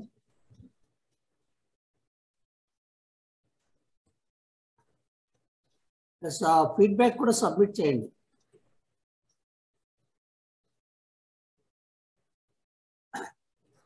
నేను చాట్ బాక్స్ లో అది ఎడిట్ చేశాను సార్, ఆ పిపిటి, ఆ ఒక్క వర్డ్. థ్యాంక్ యూ సార్, నేను అది షేర్ చేస్తాను. రైట్. ఏదైనా డౌట్స్ ఉంటే అడగండి పార్టిసిపెంట్స్. మీరు అడగండి. మీరు తెలుగులో కూడా అడగచ్చు. తెలుగులో కూడా అడగచ్చు, ఇంగ్లీష్ అయితే కాదు. మన తెలుగులో మనకు కావాల్సిన సబ్జెక్ట్ ముందు subject knowledge very very important, ఆ తర్వాత లాంగ్వేజ్. అది మీ డౌట్స్ ఏమైనా ఉంటే తెలుగులో అడగండి, హ్యాండ్స్ రేజ్ చేయండి, నేను లేదా మెసేజ్ పెట్టండి చాట్ బాక్స్ లో. సార్ పనిష్మెంట్స్ ఎన్ని రకాలు ఉంటాయి సార్? పనిష్మెంట్ మెయిన్ గా వచ్చేసి మైనర్ పెనాల్టీస్, మేజర్ పెనాల్టీస్ అంటారు. మైనర్ పెనాల్టీస్ లో ఏమో ఉందంటే సెన్సూర్ అనేది ఉంది, అది వార్నింగ్ అంటాం, కానీ రికార్డ్ అవుతుంది అది మన ఎస్ఆర్ లో. తర్వాత వితౌటింగ్ ఆఫ్ ప్రమోషన్స్ ఒకటి ఉంటుంది. ఏదైనా ఎంప్లాయీ డ్యూ ఫర్ ప్రమోషన్, ఆ టైంలో ఏదైనా చిన్న పొరపాటు చేస్తే అతని ప్రమోషన్ కొద్ది కాలం ఆగడానికి అది ఒక పెనాల్టీ అవుతుంది. తర్వాత వితౌటింగ్ ఆఫ్ ప్రివిలేజ్ ప్రాసెస్ అండ్ పీటీఓస్. తర్వాత రికవరీ ఆఫ్ పెక్యునరీ లాస్, ఏదైనా రైల్వేకి ఎంప్లాయీ యొక్క ప్రవర్తన వల్ల లాస్ అయింది అనుకోండి, ఏదో మెటీరియల్ పొల్లి కొట్టాడు, ఇరుకు కొట్టాడు, సో దాని వాల్యూని వచ్చేసి ఎంప్లాయీ శాలరీ నుంచి పెనాల్టీ అవుతుంది. వితౌటింగ్ ఆఫ్ ఇంక్రిమెంట్స్ ఉంటాయి. ఇవన్నీ వచ్చేసి మైనర్ పెనాల్టీ కింద వస్తుంది అనమాట. తర్వాత రిడక్షన్ ఆఫ్ పే కూడా మైనర్ పెనాల్టీ కింద వస్తుంది విత్ సర్టన్ కండిషన్స్. ఇవి మైనర్ పెనాల్టీస్. ఇంకా మేజర్ పెనాల్టీ లెక్క వస్తే ఎంప్లాయీకి ఒక గ్రేడ్ నుంచి ఒక గ్రేడ్కి తగ్గించడము కొంతకాలం పాటు, తర్వాత రిమూవల్, డిస్మిసల్, కంపల్సరీ రిటైర్మెంట్, ఇలాంటి పనిష్మెంట్ కూడా ఉంటుంది అనమాట. So minor penalties, major penalties, ఇవి డిఫరెంట్ టైప్స్ ఆఫ్ పెనాల్టీస్. అది ఎంప్లాయ్ చేసిన తప్పును బట్టి, దాని యొక్క గ్రావిటీ అంటే దాని యొక్క వెయిట్ ని బట్టి ఈ పెనాల్టీ ఇంపోజ్ చేయడం జరుగుతుంది అనమాట. పెనాల్టీ ఇవ్వడానికి ముందు ఎంప్లాయ్కి ఒక రీజనబుల్ ఆపర్చునిటీ అనేది ఇవ్వాలి. సో జడ్జిమెంట్ ఇచ్చేటప్పుడు రెండు సైడ్ల నుంచి వినాల్సి వస్తుంది కదా జడ్జి. అందుకోసమే ఈ ఎంప్లాయీ, బాబు నువ్వు తప్పు చేశావు, నీ మీద యాక్షన్ తీసుకోవాలని అనుకుంటున్నాము, నువ్వు ఏం చెప్తావు దీని గురించి అని అడుగుతారు అనమాట. ఆ అడగడమే ఛార్జ్ షీట్ ఇవ్వడము అంటే. అతను ఛార్జ్ షీట్ ఇచ్చినారంటే అర్థం ఏమంటే అతనికి ఎక్స్ప్లెనేషన్ కాల్ఫర్ చేశాడు, నువ్వు తప్పు చేశావని తెలిసింది, నీ మీద ఎందుకు మనం డిసిప్లినరీ యాక్షన్ పన్నే పెనాల్టీ ఇవ్వకూడదు అని అడగడం. Thank you sir. ఇంకా ఏమైనా క్వరీస్ ఉన్నాయా?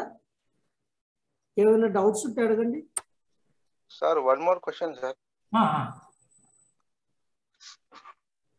చెప్పాలి, అడగాలి సార్? అడగండి సార్. మన డిపార్ట్మెంట్ లో పర్టికులర్ మన ఆఫీసర్స్ ని తెలియకుండా కింద స్టాఫ్ వాళ్ళు మన సీట్లలో ఇష్టం వచ్చినట్టు బిల్స్ అలాంటివి చేసి ఆఫీస్ కి చెడ్డపేరు తెస్తుంటారు. వాళ్ళకి పట్టుకునే వాళ్ళు ఎవరు సార్ మన డిపార్ట్మెంట్ లో? మనకి టూ థింగ్స్ అండి. మనకేమంటే నార్మల్ గా కన్సర్న్ ప్రతి ఒక్కరు ఇప్పుడు ఏమంటే మనకి విజిలెన్స్ డిపార్ట్మెంట్ అనేది ఒకటి ఉంది. మనకి ఒక విజిలెన్స్ డిపార్ట్మెంట్ అనేది ఒకటి ఉంది. ప్రతి ఒక్క ఆర్గనైజేషన్ ఒక విజిలెన్స్ డిపార్ట్మెంట్. ఈ విజిలెన్స్ డిపార్ట్మెంట్ అంటే మన డిపార్ట్మెంట్ నుంచే కాస్త ఎక్స్పీరియన్స్డ్ పీపుల్ అక్కడ పోయి విజిలెన్స్ డిపార్ట్మెంట్ లో పనిచేస్తాం అన్నమాట. సో ఈ వర్క్ గురించి బాగా తెలిసిన వాళ్ళు అక్కడ విజిలెన్స్ ఇన్స్పెక్టర్ గా, విజిలెన్స్ ఆఫీసర్ గా పనిచేసేవాళ్ళు పీరియాడికల్ గా వాళ్ళు ఇలాంటి చెక్స్ కండక్ట్ చేస్తూ ఉంటారు అనమాట. ఈ చెక్స్ కండక్ట్ చేస్తున్నప్పుడు వాళ్ళకి ఏదైనా ఇర్రెగ్యులారిటీ కనపడింది అంటే వాళ్ళు దాన్ని హైలైట్ చేసేసి ఆ కన్సర్న్ స్టాఫ్ వచ్చేసి యాక్షన్ తీసుకోమనేసి రికమెండ్ చేయడం జరుగుతుంది. తప్పుల్ని కూడా రెక్టిఫై చేయమని చెప్పడం అది ఒకటి ఉంటున్నాడు. రెండోది ఏమంటే మనకు ఆడిట్ డిపార్ట్మెంట్ ఉంది. ఆడిట్ కూడా పీరియాడికల్ గా వాళ్ళు ఆడిట్ చేస్తూ ఉంటారు. మనం చేసిన పనిని వాళ్ళు ఆడిట్ చేస్తూ ఉంటారు. వాళ్ళు కూడా ఇలాంటి తప్పుల్ని కనుగొనడం జరుగుతూ ఉంటుంది. వీళ్ళిద్దరే కాకుండా ప్రతి ఒక్కరు కూడా వాళ్ళ సీట్కి సంబంధించిన వరకు, వాళ్ళ ఆఫీస్ సంబంధించిన వరకు ఇలాంటి చెక్స్ చేస్తూ పోతూ ఉంటే తప్పులు జరుగుతాయి. ఇంటెన్షనల్, అన్ఇంటెన్షనల్ గా రెండు తప్పులు ఉంటాయి. ఇంటెన్షనల్ గా చేయడం పెద్ద తప్పు, అన్ఇంటెన్షనల్ గా జరిగిపోయిందంటే దాన్ని రెక్టిఫై చేసుకోవడానికి అవకాశం ఉంటుంది. సో ఇవన్నీ చెక్స్ జరుగుతూ ఉంటాయి మన ఆర్గనైజేషన్. కొత్త ఎంప్లాయీస్ వర్క్ తెలియకుండా తప్పులు జరిగిపోతా ఉంటాయి సార్. వాళ్ళ తప్పు కాదు. అలాంటప్పుడు ఎక్స్క్యూజ్ ఏముంటుంది సార్ మాకు? సో ఒకటి ఇతను ఒక తప్పు జరిగినప్పుడు ఇవన్నీ కన్సిడరేషన్ తీసుకుంటారు అనమాట. ఈ తప్పు చేసిన అతను ఎవరు, ఇతను ఉన్న ఎక్స్పీరియన్స్ ఏమి, ఇతనికి ఉన్న నాలెడ్జ్ ఏమి, ఇతనికి ఇచ్చిన ట్రైనింగ్ ఏమి, ఇతను ఇంటెన్షనల్ గా చేశాడా అన్ఇంటెన్షనల్ గా చేశాడా అని చూస్తారు అనమాట. అన్ఇంటెన్షనల్ గా తప్పు జరిగింది అని ఉంటే అప్పుడు ఏదో అతనికి కౌన్సిలింగ్ ఇవ్వడమో, లేకపోతే వార్నింగ్ ఇవ్వడమో, లేదా చిన్న పెనాల్టీ ఇవ్వడమో, అంటే మరి రెఫరెన్షియల్ కోర్సు ట్రైనింగ్ పంపడము జరుగుతుంది అన్నమాట. Thank you sir. ఇంకేమైనా queries sir? Okay, sir. No more queries. On behalf of IRIFEM, I thank faculty Sri J. Nagaraja garu for explaining entire topic on established matters or personal matters in concise way. Thank you, sir. Thank you for joining us. Yeah, participants, please be on the meeting. Again, the next session will start at 11:45.